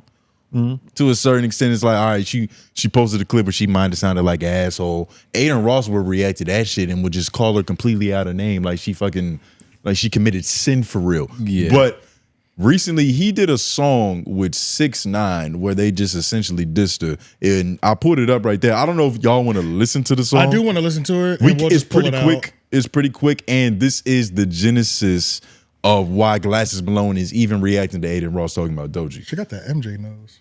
Yeah, she's got more like the Whoville face. She kind of looks like Mariah the Scientist, just evil. They all look the same. It's crazy. Yeah, it's insane. It's nasty. But this is where we're flirting with bots right now, though. With this one, yeah. You know what I'm saying? Oh, for sure. I think we there. I think so. I think we there. Honestly, wait with till the- you see the her nose. fucking her legs. 2 surgeries ago, she was still bad though. I don't know. This bitch might have always been ugly, but we can run it. I'd hit though. Fuck it. That wasn't even the question. I'd hit the Whoville. So we doing a music break right now? Yeah, because I do want to hear this. Yeah, Sure, I'm and sure this it is sucks, the but- start of this. Oh, Aiden's rapping. Yep. Oh, it's horrible. But I definitely want to hear it now. And rapping, spoken word poetry. I'm ready. Okay. You can pause. All these bitches look like fucking balloon animals. Yeah. What type of contraption was that? Was that weed in a balloon? It almost seemed like one of those vaporizer bags. Yeah. What type of For what do weed, you- but I don't know what you would vape. I It don't know looked why. like It they looked like he combined pressed- THC and helium. He pressed the button. Okay, whatever. Something elaborate. And real quick, go to the link where it says Aiden talking shit. What does the bacon have to do with it? Is she Muslim? I believe so. Okay. Yeah. I think she is, right? She would have to be, right? She's 'Cause got I a don't- boob job. I don't think she's Muslim. But it's not pork. It's just silicone. That is true. Silicone might be from pork. We don't know. Yeah. Oh, yeah, you're right. You know what I'm saying? Most things that are like gelatinous. Yeah, like gum. Gummy bears Yeah. and shit. True, Yeah. So she probably got some swine in them titties. Aiden Ross, I don't believe he's ever been checked by anybody from LA, correct? Yet. We'll see later. But nah, I feel like I don't think so. I feel like he had to have it, but I don't know. But he's been talking shit about Doechii for forever. So I gonna go wonder to what TDE's like. With their Well, planning. I guess he said in the verse, you know I'm a Jew. I'll But sue. TDE normally has people that do things on their behalf. Yeah, they got a bunch of interns. Like, yeah. Well, of course. There you go, a bunch of miscellaneous niggas. But play this. This is just more context on like the tone that Aiden Ross speaks in Doechii's names. Going about Doechii. I'm gonna go about Doechii tomorrow. But I ain't gonna let that dumb, fat, botted fucking bitch. Dude, that's fucking stupid, smelly whore. She dropped from Stop talking about the black I queen. don't give a like fuck about none of that. Yo, let me tell you something right now. that. You mad because she made it. No bots. Look at her monthly listeners right now. That bitch went from 60 million to fucking 20 million. She blew up. From what? From Making what? music. Cradling cock. Why is she even rapping about me? Listen. Going about Doechii. man. I'm gonna go about Doechii. Yep. So piping hot disrespect, and Glasses Malone didn't take too kindly to this. He That came. black dude is the worst type of nigga, though. The one right He's not. The He one that doesn't was have next to enough him. strong of his He is will. like ain't the, strong. he's like the worst type Talking of about nigga. cuff him. Because the thing Is is, that what his name? Yeah. the worst thing type is, of he nigga. knows he's supposed to do something right now, but he's not answering that call. Don't talk about our black queens like that. Shut up. That's Shut not. up. That's not enough. You know what I'm saying? That shit is corny. That's not enough. Glasses didn't like this shit at all. We can really run it from the top because this whole 4 minutes is essentially the same message. This is not acceptable. And the next time, he even made it clear, Aiden Ross isn't getting pressed.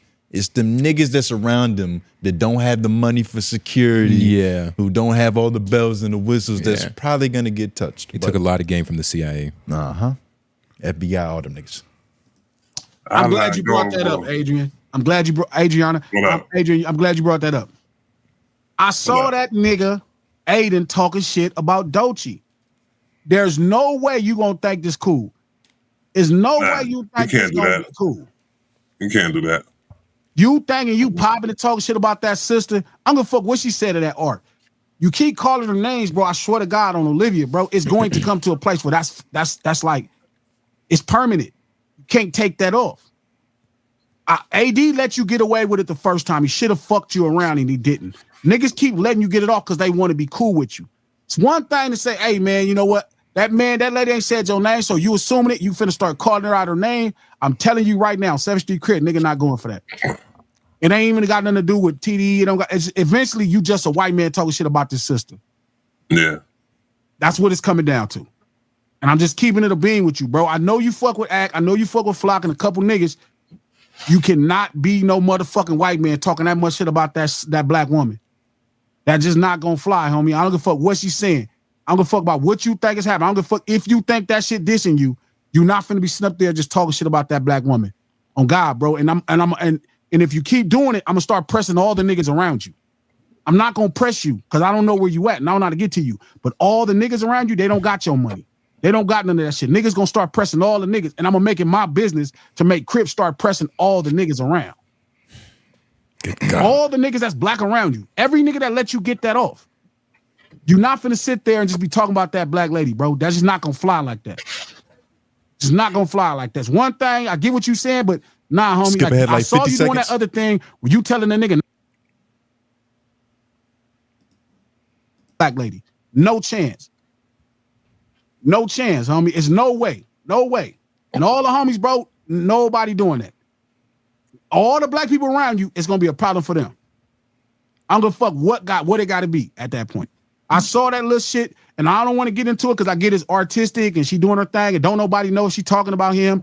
Nobody know. But you think you finna sit on that stream? I saw you do that little thing with that black dude, and that black dude tried to be cool and tell you, but that black dude is gonna have a problem. Shit. That black dude is gonna have a problem. Nigga, it's gonna be your problem. Y'all better start checking these motherfucking crackers for saying all this shit about niggas, man. That shit ain't happening. Don't let these people sit up there and publicly talk bad about a sister. Cool, go on the booth, make your songs. That's cool. That's You can art. pause. Don't think you. Like This is unreasonable. here's my thing, right? Like if I was next to Aiden and he just said that randomly, like I'm trying to think what I would probably go, well, damn, what the fuck did she do? But after that, I don't know how much of defense of black women I could do, other than like, well, hey, like let's talk shit about a white woman too. Like what is Cuffham supposed to do? I think just trying to, just to play devil's advocate. I feel what you're saying. There is a certain extent because, like, I don't know if Aiden is that protective of his Jewish community. Like, I wonder if his black homie was sitting on the couch and just going in, would he be like, whoa, hold on. He would stop it. Nigga, I will cancel your bank account right now. I feel like something like that has happened. He shut shut it it down. down. And if that's the case, and I'm in that situation with that as my homie, oh hell no, you can't have it both ways. Exactly. Like I can't talk a certain way, but you can, and then that's when you step up, and that might be the conversation. You might just argue. Obviously, you're probably not gonna punch your friend in the face. But you forgot, those niggas don't have a bag unless they're with Aiden. Yeah, that and is I also true. don't believe they're that's, friends. But that's for their safety outside with Glasses Malone running around. Just in terms of what to do in that interaction, that's probably the defense. But I don't know. There's a couple of these streaming niggas that kind of deserve it. Y'all heard of Clavicular? Or however the fuck you say his name? It's this white dude. He be look smacks. The mewing nigga. The mewing. I do. He bone smashing. Yep. He'll just casually drop the N-word on his stream in front of black people. Like he's real Norman Bates about it. Like it's something about this nigga. It's like somebody has to put this nigga ass, dog. Yeah. It's too much power. Yeah. He has too much power and freedom of speech just walking around. Yeah. Not everybody deserves that shit, for real. Yeah, nah, for real. Some of these guys get I want to fucking revoke hurt. that nigga's freedom of speech. Like, I'm like, he knows it. He Nah. knows he can just say shit. A lot of these streamers have like really big heads for some reason. Like And that's why Because they're getting a lot of money. At least the big ones are. the big ones. That's really If because you're- I remember when Kai went at it with Joe before they got cool. He said, "Joe, I make more than you every month." Yeah, my he nigga, did. Yeah. they're getting a lot of money. Money That makes can you bring talk a lot crazy. of arrogance. That really make you all niggas that talk money crazy. at 25? Bro. And you got niggas with salt and pepper beards talking shit like Yeah. get your old ass back. Yeah, it's unreasonable. I'd be out of fucking control, nigga. I'd be out of control if I was like 25 making $1 million a month, $2 million a month. Yeah. With braids? Jesus. Oh, we wouldn't And know hair? who AJ is, nigga. Oh my God. Nigga, AJ going Wait a minute, hold up. AJ going to Imagine Turkey. If I'd have got it at 20, because I went and bought it at 24. So if I'd have got it at 22 Nigga. and had the money, I would have never had this reality. You would have Exactly. been peak. Yeah. I'd have your hair right now, nigga. You know what I'm saying? You be looking I'm Cambodian. like, do you see this nigga? Look at me, nigga. Yo, AJ with a ponytail Be out of. and $3 million. He'll I'd be be Mark out of Henry. control. I'd probably have a fucked up mugshot, just coked out somewhere for fucking speed racing some Lamborghini down Miami Boulevard or something like. You wouldn't even have pillows. It'd just be a bimbo's titties. Yep. Anyway, it'd be bad, bro. It'd be bad. So He'll yeah, be implants. I can understand talking crazy, but honestly, Aiden's always talked crazy. The streaming thing, you know what I mean? Like that streaming culture, that neon culture. He's always talked crazy. I don't think he didn't That say neon culture. He didn't say any, which is kind of crazy. Yeah. What did Dolce because say he's to him? reformed. She had a bar about him, which she should have never said anything. What was the bar? I can't remember. I can't remember. Let's look it up though. You think she should have never said anything? No, because she's like a streaming artist. You know what I mean? Like, what are you doing beefing with a streamer? That Like, just goes know to what show I mean? you how irritating Aiden Ross can be. Some shit you just gotta satisfy. Yeah, maybe we can find a short, man. This one right here. Don't you just enter Ether? Yep. Yeah. Yeah, it sounded like he listened. I just played and see. They said Doechii heard everything that's coming from the incel army, and she said, Yo, "You know this what? nigga's I'm a hip pause rapper." real quick. This nigga's a YouTube reaction legend. Like he's been around for a long time. Yeah, I've seen him for Like I've seen. I was never like following him. But this nigga's been around for years. Yeah. This is my first time seeing him. Aiden taking offense to this is like, I get why, but that was one of those if the shoe fits, wear bars. It was. And so the fact that you got offended, it kind of just means like you just didn't dodge it. When your elder, that was a custom fit. That's what that means. A lot of niggas wear a 9.5. Right, that's true. There's a lot of That is a pretty common there's a lot of size. 9.5s on the internet nowadays. Oh shit. That felt like a custom insole. made for She him. had his Dr. initials Scholl's. stitched in the side. That's funny as hell. Guess he got mad because he's. I don't know. I mean, I don't know. I don't think his response was that bad either. Just because it's not like he called her a black bitch or anything like that. You know what I mean? He just flipped it In around. that He video already we did it watched. too many times. I was about to say he called her plenty of bitches and blacks. He was like, it would be boring to make it happen on a beat. Yeah, I'll just do that a cappella. Like just calling her a bitch. I think that's okay as a response from him. But like if he went black bitch, then it'd be like, oh, I feel like this Glasses Malone response would have been a little bit more warranted. For some reason, I blame academics Because that's how they learn how to Because respond he's to people. loose with it. That's his elder. Well, and that's how they learn how to respond to people. That's the only way. It's like if somebody says something, you back up in the corner and you just punch. It's like a. But your hands But I'm claw. thinking of academics. I'm thinking of academics, but I'm saying, but you claw.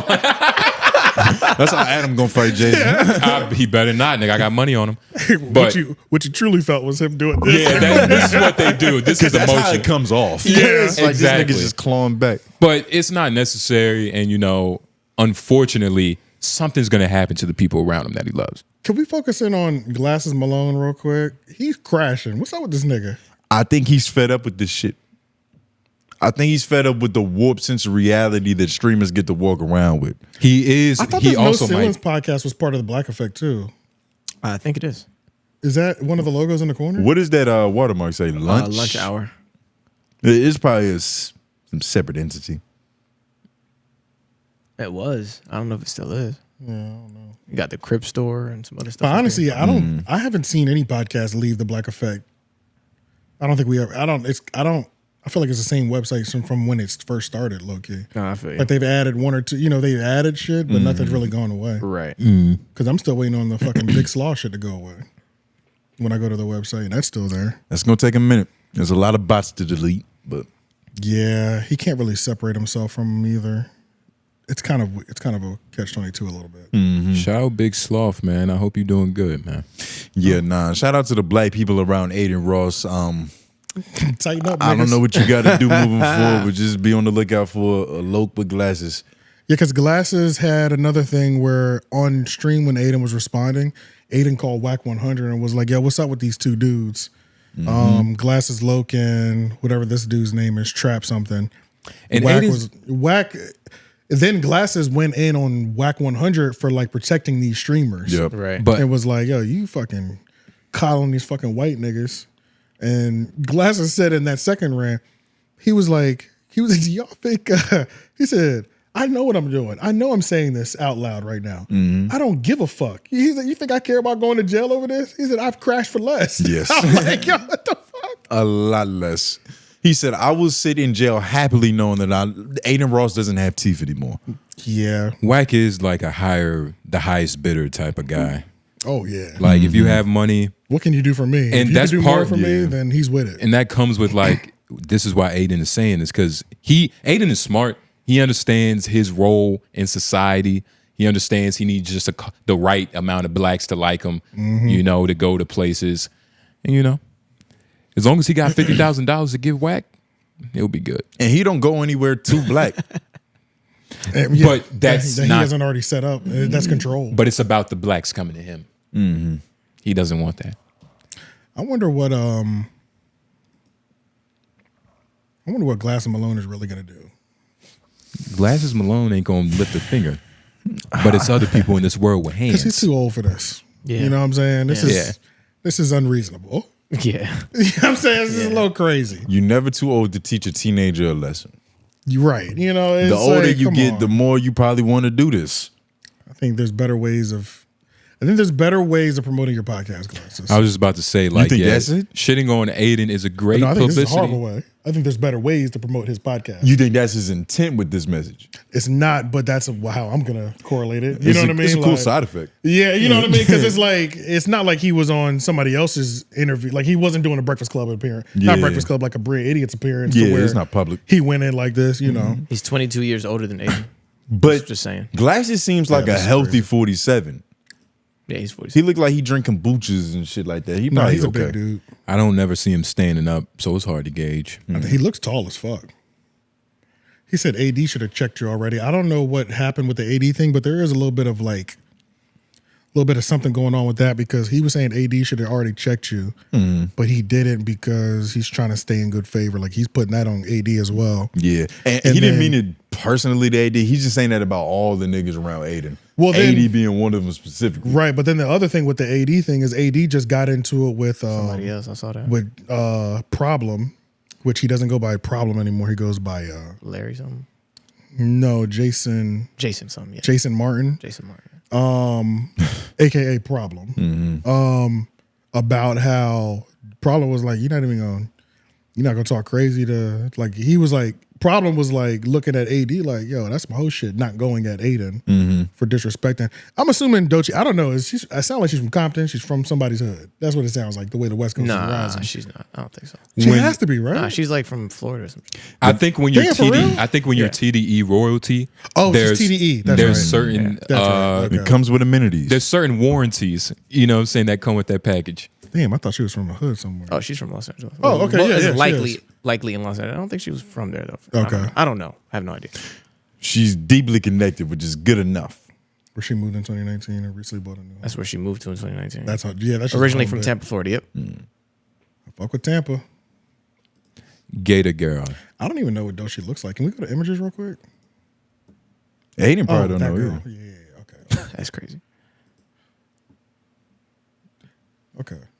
I still haven't listened to that album. Yeah, But nah. she clearly won a Grammy. She has some good songs on there. I heard that shit. That shit was It good. sound like they don't even need you. She has some good songs. Right. You know what I'm Successful saying? enough on his own. Right, yeah. My stream didn't matter. You know, she reached the top still. You remember the good songs, Lauren? No. But I don't know, Glasses, I mean, if you crash out, we'll cover it. Fuck For it. sure. You And know somebody, what I mean? at least one of these niggas has to have some repercussions. Yeah. We have to. We can't build a world. What kind of world are we building for our children? They can just say anything. Yeah. Keep their teeth. Yeah. That is the world that's being built. Actually. I was thinking about It's that. gonna be actually. crazy, Do, nigga. That is the Our world that's sons are being gonna built. get into so many fights because these white niggas have never been touched. Yeah. But if y'all have kids, y'all gonna start going to church with your children? Church with each other. With your children? Oh, nah. Nah, probably not. Yeah. My kids don't believe in God. Sunday school. Okay. I'll do it. My kids believe in Buddha. I don't believe in, per se, the Christian God either, but I think Sunday school is really good for kids. Yeah. I think it's good. They I probably did safer at vacation. home. I did vacation Bible school too, nigga. Still turned out to be a menace. No creepy pastors or anything. Nah, I never had no weird thing. No, I never had that. Or you might have been an ugly kid. Possibly, and I He thank didn't God want for you. that. You know? Yeah. He said, thank God I was nobody's type. You know what I'm saying? All I just know is a lot of Bible verses and shit like that. You know what I'm saying? That's good, AJ. That's good. But yeah, I mean, let's jump into office hours. The hell is that? The hell is what? Office hours. Oh, that part near the end of the show where we get to talk to y'all one-on-one conversations, man. Y'all know what's going on. # office hours. in the comments section below. Hashtag office hours in the comments section below. You know, You said it was pretty spicy this week, right? They were spicy last week. You know, we like to beef with each other at the end. That's what we save all that shit for. Yeah. Fuck chemistry at the end. We don't got to close with that. Yeah. We try and get these watch time hours consistent. You know what I'm saying? We got to keep them engaged. You got to keep that retention up. You got to save the bullshit for the end. That's when we bicker. Retention is everything. ROI is everything. 2026, we're moving business minded. Lauren? I'm going audio first. All right. Never mind. Appreciate it. Nuso. Yeah, I had to. Yo, hashtag office hours. You gonna leave? Oh. Happy late Christmas and happy don't- late New don't Year. you wanna But I'm hear gonna. You didn't hear this. Should I play it? Yeah. Because I think he's going to piss outside in broad daylight. Okay. It is. It's already passed. I've been listening to the office hours and the question about doing more and stuff. Yes, as a viewer like that's been watching you guys for like what is it now? A year, 2 years? I don't remember. 2 years. There have been points where you can tell like, okay, you guys didn't prepare as much or you falling off a little bit, where there are certain periods where you guys have had more energy, you can like notice it with everything. And honestly, it sounded like in during the discussion, like, hey, AJ is honing on a specific thing, but he's not using the correct words in the sense like, okay, you do nothing, which by just listening to what he said, not able to see. Apparently Tone did do something, but that something was not like I either appreciated or also not enough, and which makes it the conversation for improvement becomes null, because at that point you guys are both in your ego. Right. As a listener, yeah, probably that definitely. I can see there are things you guys can do more to be more known and effective at marketing and whatnot, but I also know you guys have jobs, so yeah, just my advice: talk to each other more and be less from your own ego from the conversation I have. And this goes for all of you. Yeah, blessings. Hey, shout out you, Nuso. I believe I agree. I definitely feel that, Nuso. Your mic is off, and that's why I know nothing you say That's matters. why I've been trying to tell him for forever. I literally said that when we was arguing. I was like, I don't think we're gonna be able to get anywhere. I think we just getting caught up in the hoopla. Ego is man's worst enemy. Yes. And pussy. If Cory Holcomb was here, he'll be like, and pussy. It's a Ryan Holiday book. Ego's the enemy. Yeah. Is it good? It definitely. Yeah, actually, yeah. Yeah, Eventually I'm nah, gonna man. get those words tatted on me soon. Y'all both so engulfed in y'all ideals about each other and yourselves that y'all can't even see through AJ, you don't even see this nigga, bro. You gotta. Why didn't you say that at the time? You should have seen how. Y'all Where was all this wisdom? talking over me. Where was all this wisdom and level-headedness when we was fucking trying to kill each other? Y'all was dog? talking over me, and I was doing a great mediation. No, Lauren did great mediation. Lauren, all you did was fan everybody flame, burnt this whole shit down. Mediation. This is low-key his fault. He let it get to It's that my point. fault. He let us fight. I let y'all fight. I let y'all Come fight. on, dog. You can't let that shit slide. Can't stop two. Nobody animals wins from when going the at it. family feuds, nigga. But we made up. Everything's cool. It's hard to break up two dogs when they're going at it. Y'all two animals. y'all two Rottweilers. It's hard to like, nigga. It's only one of Somebody them. has to die in this. Somebody has to die. But you was Michael Vick in that shit, dog. You was. I was Caesar Pena. You was that shit. arranging the fight, nigga. Caesar slide down Pena. He's throwing bones in that shit. Oh, But yeah, 100% Nuso. Is it? We have more audio, or are we reading? No, that was the only audio. All right, cool. Hashtag office hours. I don't know who left this, but shout out to It's Roscoe. Oh, Roscoe. Yeah. Shout out Roscoe Dash. I really enjoyed the last episode, especially the realness y'all got into during the office hours portion. I don't know what y'all are going through personally or business-wise, but I hope y'all know y'all are doing great.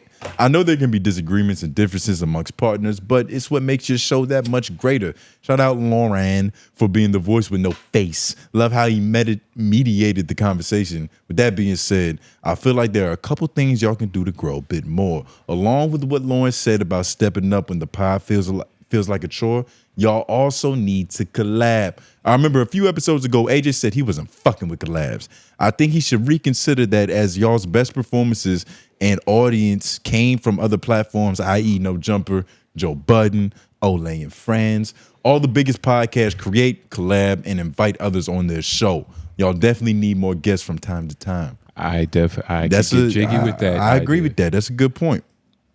With a podcast about podcasts, what's even better than that if we're actually talking to the podcast we're talking about? Yeah, but then it did seem like there was a necessary period of us cooling off. Well, we had to. To where, like, you know, not to say we was doing too much, but we had to come back to ourselves. With the collabs? Yeah, in terms of... The reason I said I wasn't fucking with collabs is because if we're a podcast that comments on other podcasts, but we have our own podcast... ecosystem?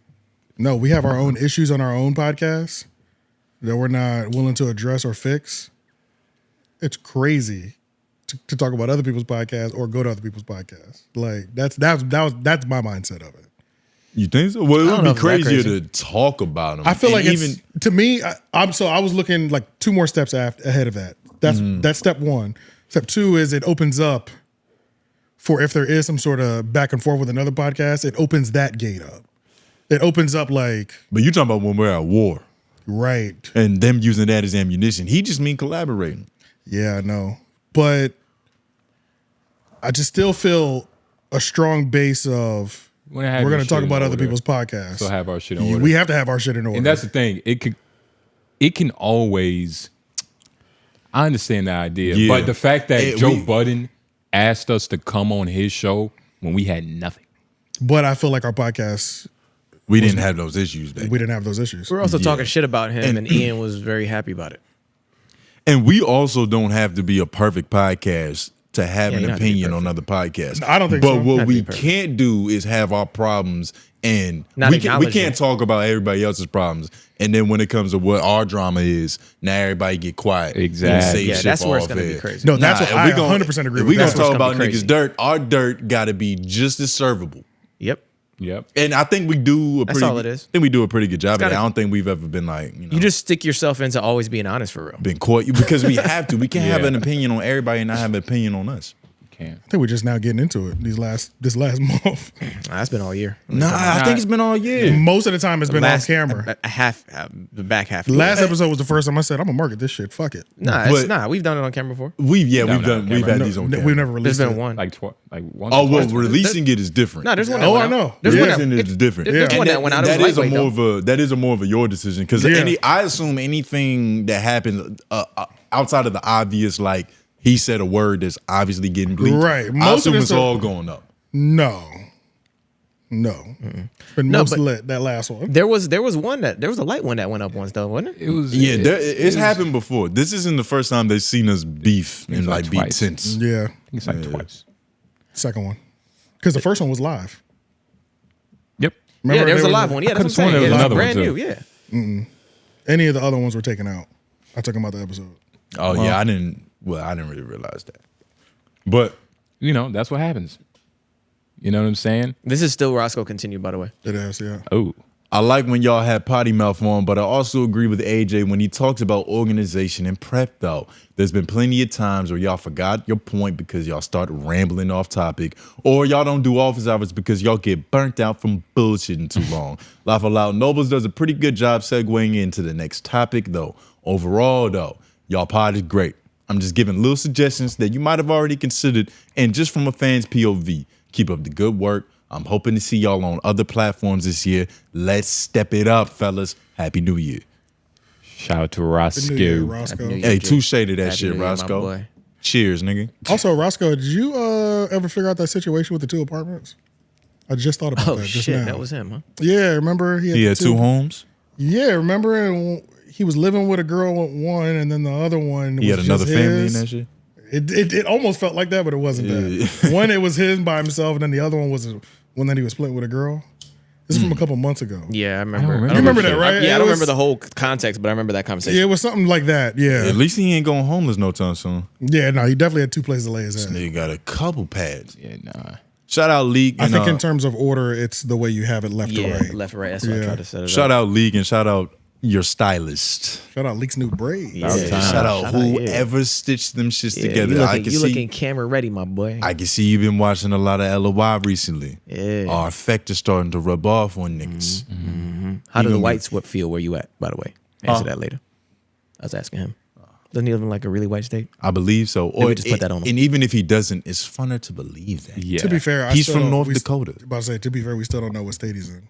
Yeah, we don't. He's pretty. He's kept it pretty. We said it once. He probably lived down the street. We got it. We got it right once, and he responded like, "Yeah, that's it." Okay. Like, yeah, nigga, I'm from Delaware. Could also be lying. Gotcha. Hashtag office hours. You know what it is. It's not your boy. It's not that guy. It's this boy. This thing on? All right. So, hashtag office hours homeroom. Don't pause it. Don't pause it. How many takes was that? Okay. First nigga on the fucking top of the year, nigga. Why the fuck do y'all podcast? Why do y'all do homeroom? What is the purpose? What is y'all goal? Like, I'm pretty sure I asked the same thing at LOI, but I need to know, AJ. Why? What is the purpose of homeroom? What are you trying to do? I'm related to all the other major people that's doing podcasts. Joe Budden's podcast, he wanted to make a network. He wanted to make his own space where he can distribute content on his own. Charlamagne wants to make a space in media specifically for black people, his people. And I'm wondering what y'all's goal is. My goal when I had my podcast was to garner a local audience and try to do something locally where there's not really any media space. I was trying to just get something going, but niggas don't really. I got into podcasting. Yeah, we can. I got into podcasting. It doesn't. It's an end of a thought. This is a whole nother thought. Yeah. Okay. So that is the end. It just cut off. So should we answer that one first? Yes. Yeah. Don't watch them all. Yeah. I got into podcasting to entertain niggas. That's pretty much what it boils down to. Like, I don't know. I feel like everybody got like different impulses and shit. For some reason, I have an impulse that like I feel like I have to be entertaining the people that's around me. Because I know some niggas that they're quiet. They're like wall sitters. They don't feel, and like my little brother's like that, and I be talking to him. I'm like, and because he knows how I am and shit, I'm gonna be saying something to keep everything up. Yeah. And I'm like, you don't be.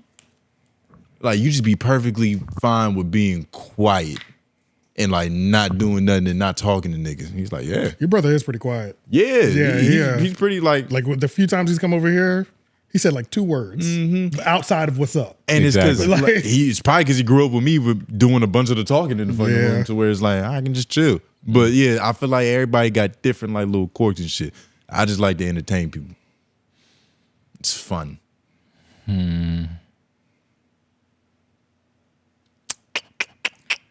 I do the podcast because, okay, what is the goal? I don't want to say all the goals. I have pretty big goals, though. I will say they lean towards, like, creating all type of different original content to the size of, like, a Tyler Perry studio, minus the diddling. But I do want to create all types of... Podcasting is just one of those means. The reason I started podcasting is because I started with music. I've done something creative my entire life. When I was in elementary and middle, I did instruments. Then in middle and high school, I did tap dance. Then in...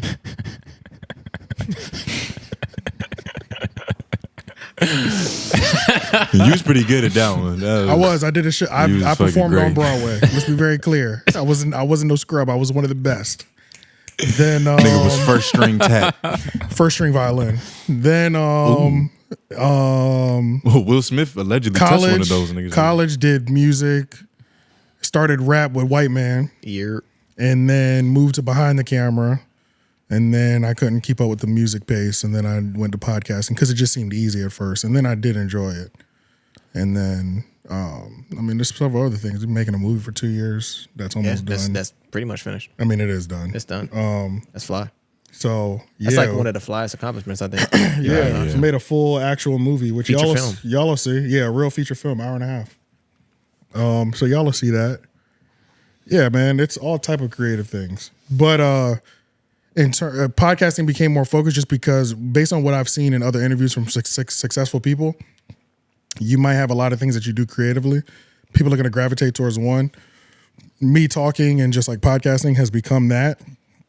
And a lot of the times you just got to double down and triple down into the thing that people want, because that'll lay the foundation for the things that you want to do later. Like Lil Dicky had comedy careers, but rap worked for him first. And then he took off in rap, got his money up, then transitioned over into TV and acting and comedy and things of that nature. So, but yeah, that's where I'm at with it. But I do also like podcasting just because there's no age on it either. Making movies and film, there's no age on either, being a director and things of that nature. And I'm not a screenwriter, but I could see myself, I was purchasing scripts and things of that nature. You know what I'm saying? But like, you know, if you have a good story, bringing it over here and we making it come to life, like making dope things come to life is my main overall thing. Mm-hmm. If Noble's gonna go, I'll say something. He's still trying to figure it out. Yeah. He said, "Why am I here?" I think it's just Tony asked him to come. He chose me. I'm a little bit of like AJ, as far as just creativity. Music has always been my thing, but I found when Brilliant Idiots became a thing, and like some of those early podcasts we were listening to and Taxstone and them, like I found a new enjoyment. I felt like kind of like when I first started music, and I was like creating songs, and I could like was really engrossed in that shit. I had like that same kind of feeling when I started listening to podcasts, and I was like, I found something new. It was music new to your ears. I found something new that I enjoyed that I didn't know I would enjoy. Right. You know what I mean? And we'd already been doing so much like as a collective, just always being creative as a collective. And part of the bigger dream was always to allow our creativity to be the means to our end. You know what I'm saying? So it just kind of flowed naturally to like, yo, I like this thing. I'm doing this thing already, like just being creative and behind the cameras and doing all these kind of pieces, like learning about it. And I've always had like I've always wanted like my closest friends. I've always envisioned us having, you know, life together, but with the means, you know what I'm saying? Being able to like go out and do shit and like build it off our own backs. So that's kind of the bigger goal for me, is to, you know, however it is, whether this is a stepping stone within the whole thing or whether this is the one that does it. I've always wanted to be a part of building something with my team to the point where we all don't have to like worry, and like we can actually just create community around my friends type shit and just do dope shit. You wanted to make money off your homies. Nah, that's I've always been I've always been a make money. What are you talking about? I've always been a big factor in making it happen, brother. I know. Yeah. Man. I'm just saying. You know. What's your why? As far as the why, I don't know. I'm gonna have to answer that later. I mean, I guess I was always told I was like kind of funny, but I can't tell you why, but I can tell you what was going on in my life. I had dropped out of college. Well, it was around the time where I was thinking about not continuing. Nothing really else was there, and you know that was an option where, you know, certain people was making money, and it's like, yeah. But as far as goals, I would say like a creative agency. Creative agency. That's going to be like eventually, like, yeah, when I get to the point where, you know what I'm saying, niggas is moving and shit. You know what I mean? How we need to be moving. Got an eye for talent. Yeah, you know, I'm a dot connector, man. You gonna be an agent? I think I'm a great dot connector. But you can't make nothing happen for you. Shit. I'm making it happen. Nah, I ain't. Shit, I believe in you. Let's connect some more dots for this shit. Shit, I'm trying. He to. the one that don't want to go to Don't Tell Comedy. I wasn't gonna say that, Lauren. Make it happen. I wasn't gonna say that. Put me on. Oh, you want handouts? I'm Cory Holcomb. You see how they want handouts? They call me. Gatekeeping, nigga. Yeah. You the creative agency, well, nigga. Be Come nice. on. Show some. But yeah, I don't know. So you did this for money? I don't know. I think it's okay to say just so you don't know. I don't know right now. Yeah, because money sounds worse. I could just tell you what was happening around my, like, nigga, dropping out of college. Shit. You know? Time to podcast. Time to podcast. It's my only way out. It's like, it's an avenue, so, you know. And then throughout doing it, I was like, oh, I can make a lot of money in this. That's dope. What else Leak had to say? Good ass questions. Oh, ass nigga. Oh. I don't put anything into I put it in at the last minute. Well, you're just slapping things on.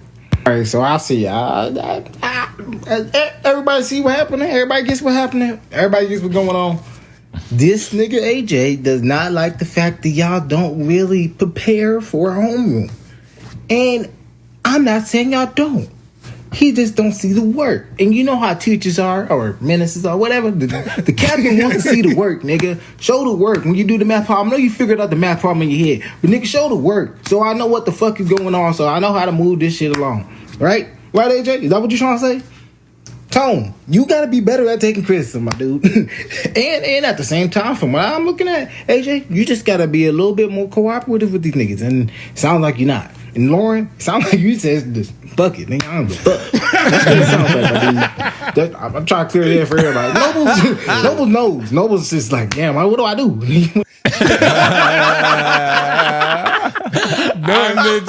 was waiting for. I was like,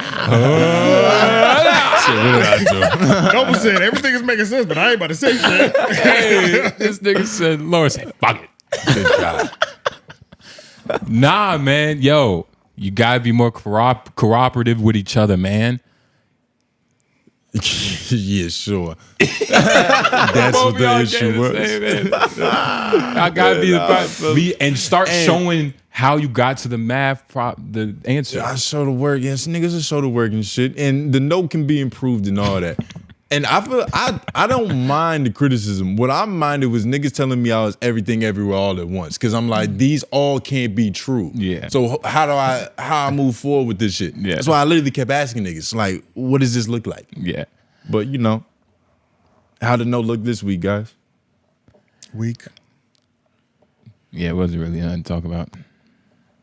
Who's to blame for this? It has to be you. Has to be. I mean, you heard what leaked. Do we have to start publishing the note every week just so the fans know what the fuck? Hey, man. Shit. But nah, I think everybody's on the same page. Yeah, man. Everybody on the same page. I just have to keep doing me, keep doing what I do, you know what I'm saying? Because I do it so good and it's no problem, you know what I'm saying? Yeah. What else you got to say, Lee? I'm so interested in listening to what the fuck you got to say now. I think Fresh ass I think braids. so far there's been some good points made. Just want to say that. I think the ego piece is strong from Nuso. Thank you for that Nuso leak. I think there's truth to that. I do think AJ should be more cooperative. I told him that last week. I do also think that Tone should also take more criticism. I told him that last week. So I agree with both those points. Take more criticism. And yeah, take it in for real. Like, you know what I'm saying? He said a lot of good shit on LOI today. Like, you know what I'm saying? Y'all listen to that shit later. But he said a lot of good shit about wanting to like switch up a little bit. I agree with it. Yeah, that's the thing. You don't respond well to criticism in person. I have to listen to you take it in other places. Pause. Yeah. But you know what I'm saying? I know exactly what you mean. So if I don't watch the other show, watch the other shows, all I'm left with is him not listening. Is him literally not acknowledging anything as being real.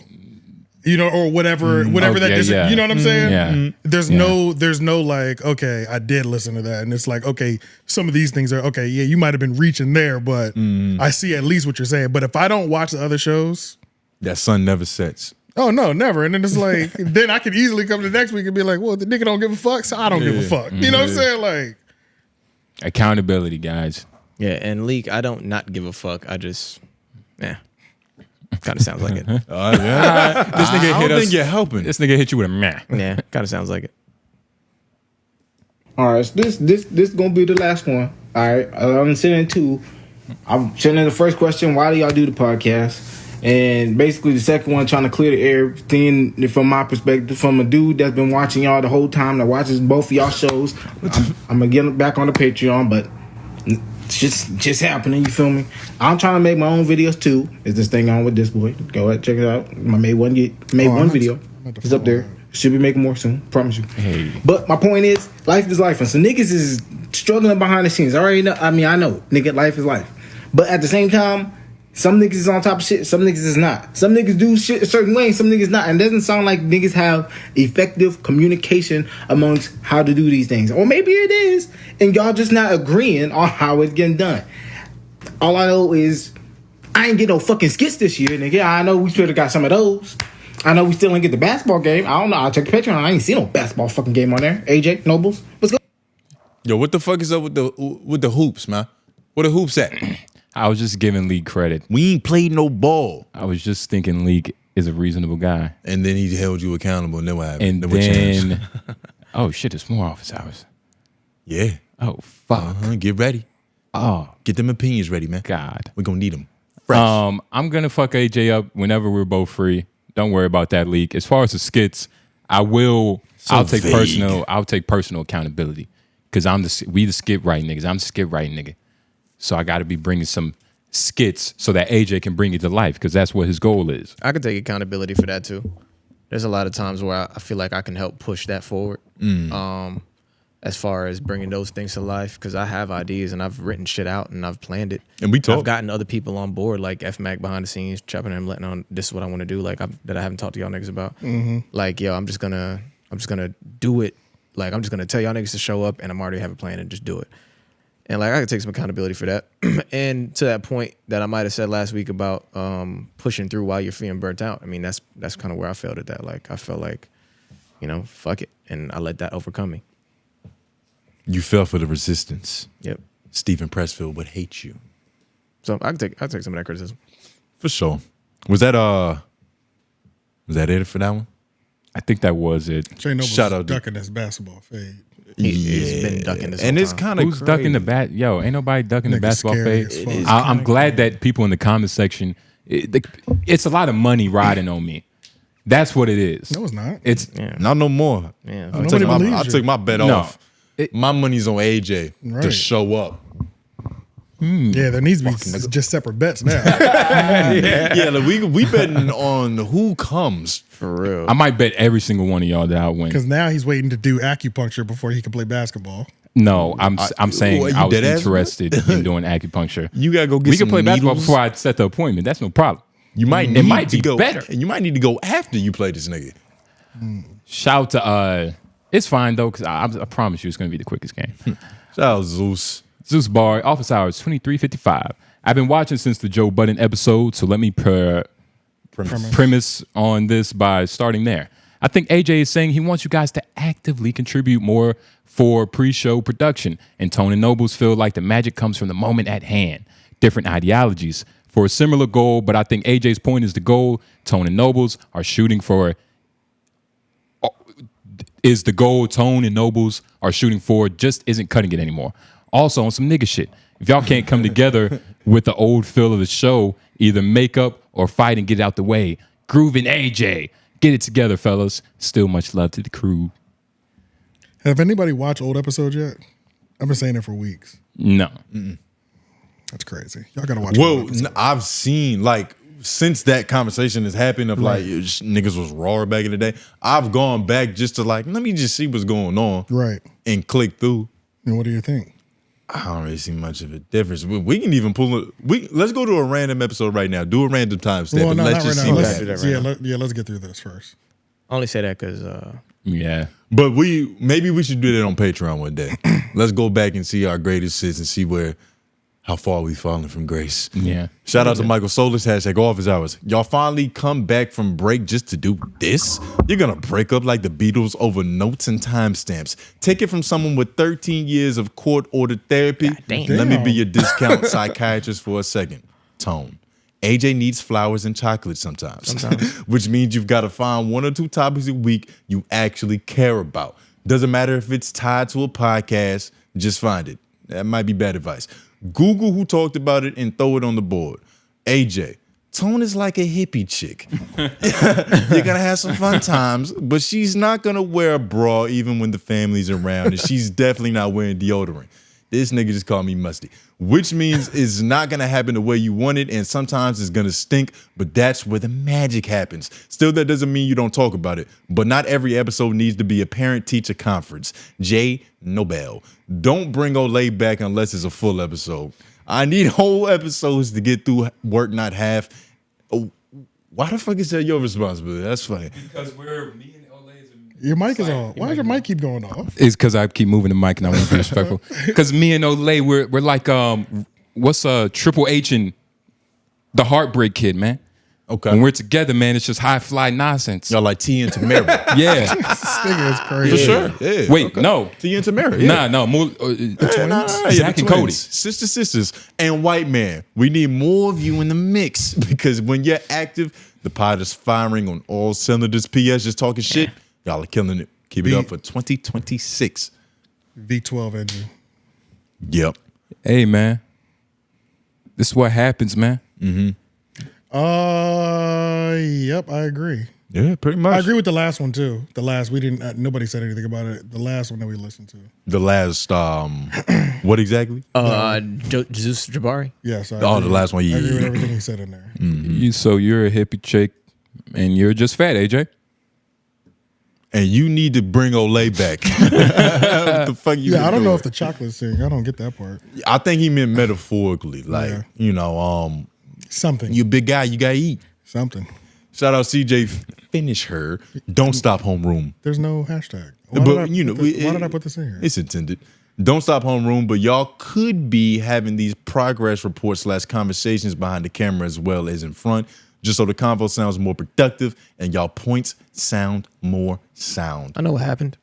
You were just in the fray of all the comments talking about the shit and was just they were all on track. I think it was underneath held, which it ended up underneath held because he has no spacing between his periods. Yeah. So it thought it was a website probably. Yeah. I thought he was trying to hyperlink his shit. Yeah, that's why I thought it was that's why it was in the held comments. CJ Finish Her sounds like a corn star name. We've had we talked about that though. We've had them on and off cameras. Sometimes, niggas just gotta that madness needs to happen for everybody to see. Yeah. Sometimes the fire gotta get hot and it's gotta get burned. It's like, we'll use water.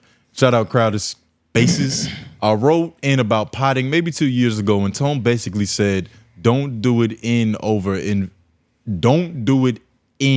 over invest because it'll probably fail." Oh, I remember. Okay. Fast forward, the pod is over, and I would say the energy around the amount of work that everyone puts in is the start of it.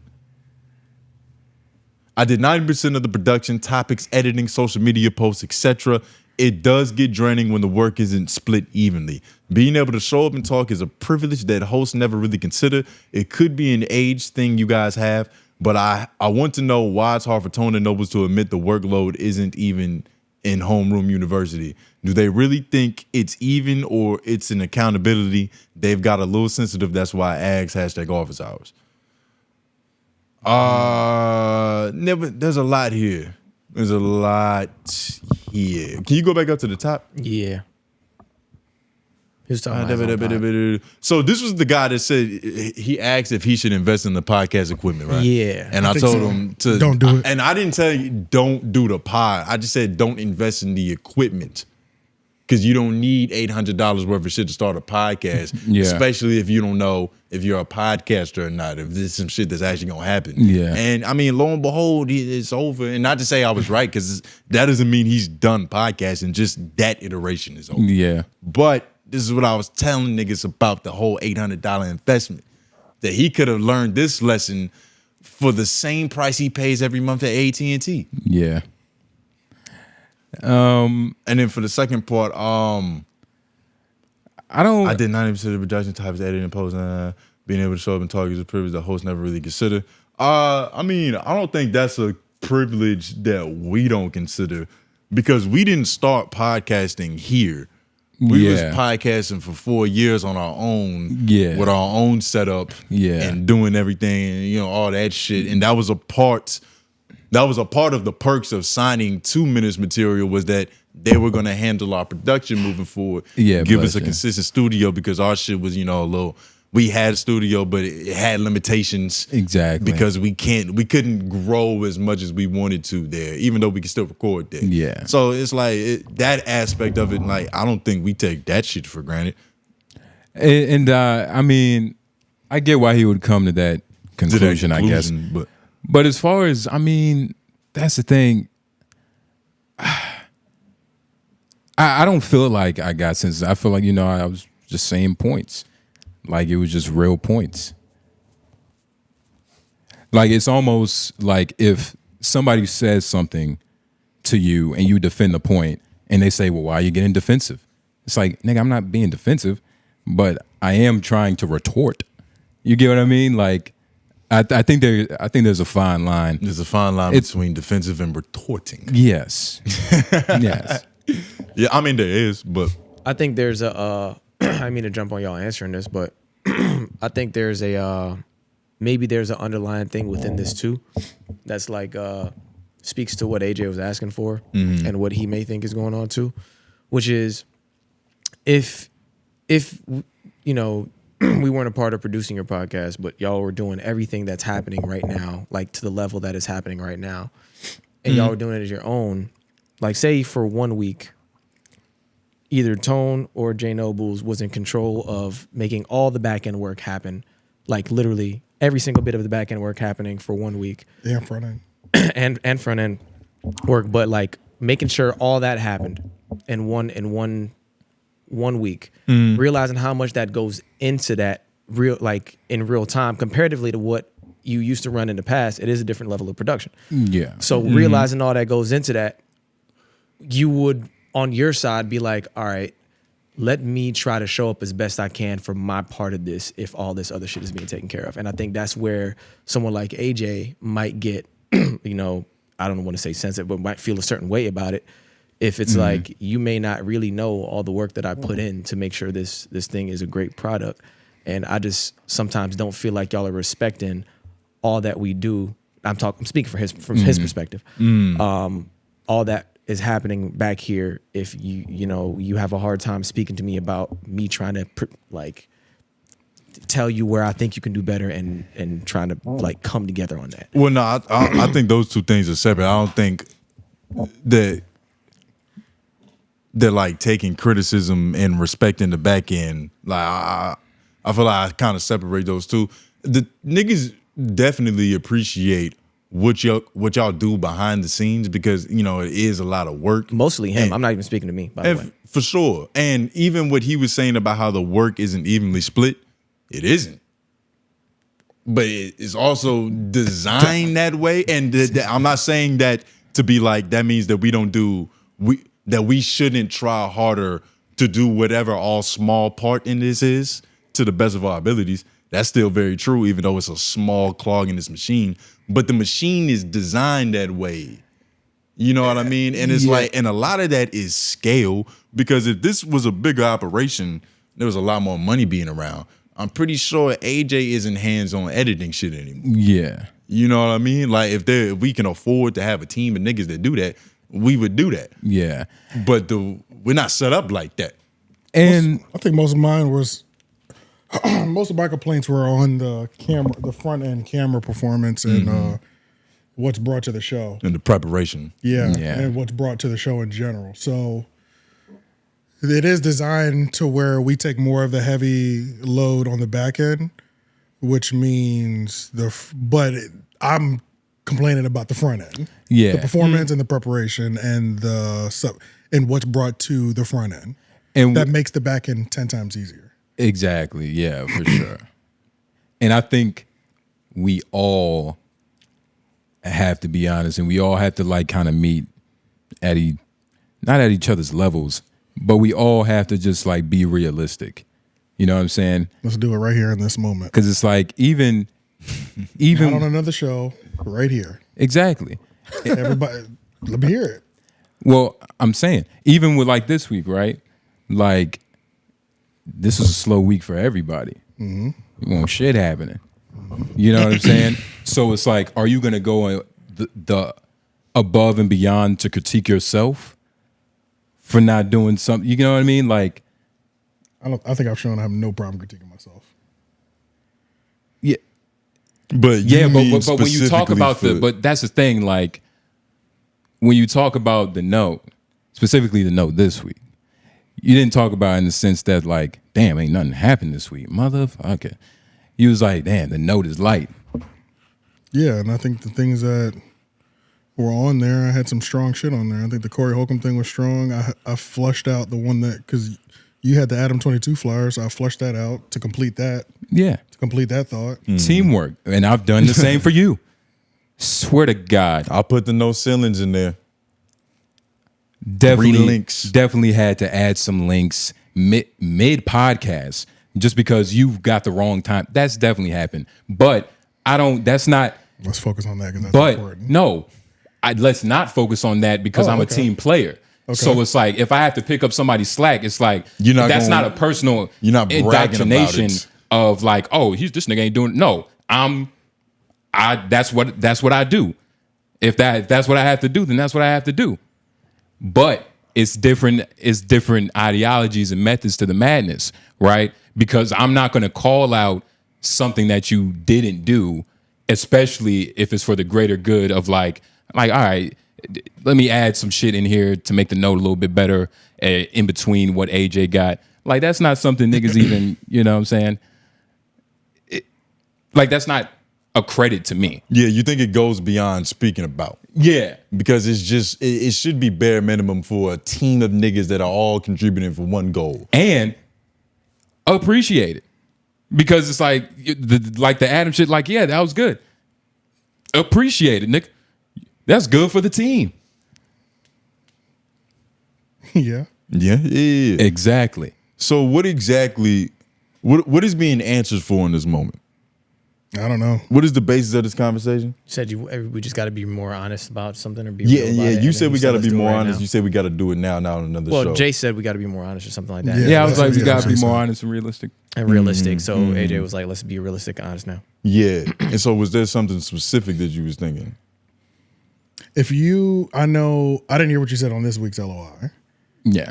But I did hear what you said on the stream and about how you were saying you want to be better and not. You talking about me and him? Yeah, you. Okay. And not looked at as like a waste of time or something along those lines. Long story short, can I explain that? There's a little content. But yeah, I don't know the full. I know. Long story short, I don't know what you said. So somebody has to tell me what you said on this week's LOI. But you were saying something about being better. Yeah, that started off like we was basically making a joke like, yo, if something doesn't happen this year, if we don't like get our shit in order, we should just give up on life. That's where that kind of started. And then we kind of. Yeah, that wasn't specifically about Room. That was just on some like New Year's, nigga, it's time for like all this shit to get right. But it was about Homeroom. It is encompassing that because it's everything. It's everything for sure. And what about today? What was said today? Today he was just talking. He wasn't speaking in reference to Homeroom or any of that shit. He was just speaking about. It started on a joke about a corn topic about like not beating anymore because we're trying to change. But he made a lot of points in like jest that I could tell was like actual thought out things that were coming from his psyche. His psyche. And I was like, I liked hearing that from like a person who can kind of like understand my homie, but also like can kind of read through what's happening in real time. It's like, even though there's jokes and things that happen in here, he's saying a lot of actual like positive good shit that as long as he sticks to some of these things, it's actually going to be very beneficial for his growth and what's happening. I made Lauren proud. I say all that, yeah. You That's still got to do all it. I was trying to say. That's all we try to do over here. That's it. But yeah, that's all I was speaking to. Like he said some shit that I was just listening to from. And even the criticism from last week, it's like, I know in the moment niggas was arguing, and a lot of that shit was because I didn't trust where it was coming from because niggas was saying I was everything everywhere all at once, and that's just impossible. Yeah. That's how girlfriends argue, to where it's like everything is bad and all the time. It's like, all right, this is like, we're not getting nowhere with this because you're not even being real yourself. Yeah. So a lot of my apprehension was coming from that regard. But even in the nuggets that I took out of that shit, it's like, all right, niggas saying the note ain't good enough. I'm going to do my best to make the note what it should be. It's valid. And I feel like this week, this was a light week. It wasn't a The note was the byproduct of the product. The note is that was focused on, but the note is a byproduct of the performance on camera. Yeah. You know what I'm saying? But the note was just. But that's the actual tangible criticism. Because like just saying be better on camera, all right. You know what I mean? But like saying that the note and niggas need to be more prepared throughout the week, that's something that I can tangibly, physically do right now. Right. You know what I mean? So that's why. That's the goal. Or the first priority of attack. Yeah, man. How you feel like this episode was? I thought it was fine. Wasn't that many topics, but the ones that we did have, we flushed out. Yeah, I thought it was good for the topics that we had. Everybody was involved. Everybody was talking. Everything was good. Yeah. Sounds like we're doing better than last week, buddy. That's all we could do. Just got to keep it up. Day by day to see a better day. All right. I like that the tone topic that was in there, AJ. I like that you pulled back and let it go, and then jumped in and did what you did. And then I think that whole Glass and Malone segment was actually good too. Yeah. That's all it is, man. You gotta make small marginal improvements. Nigga, set goals that's achievable. And it's still 2026, so you got time to fuck it up, but you got time to make it right. Yep. Precisely. What's the next one? I think it's the last one. That's the last one? Was it? Yeah. Perfect, because I've had to piss Yeah, it is. since like no ceilings.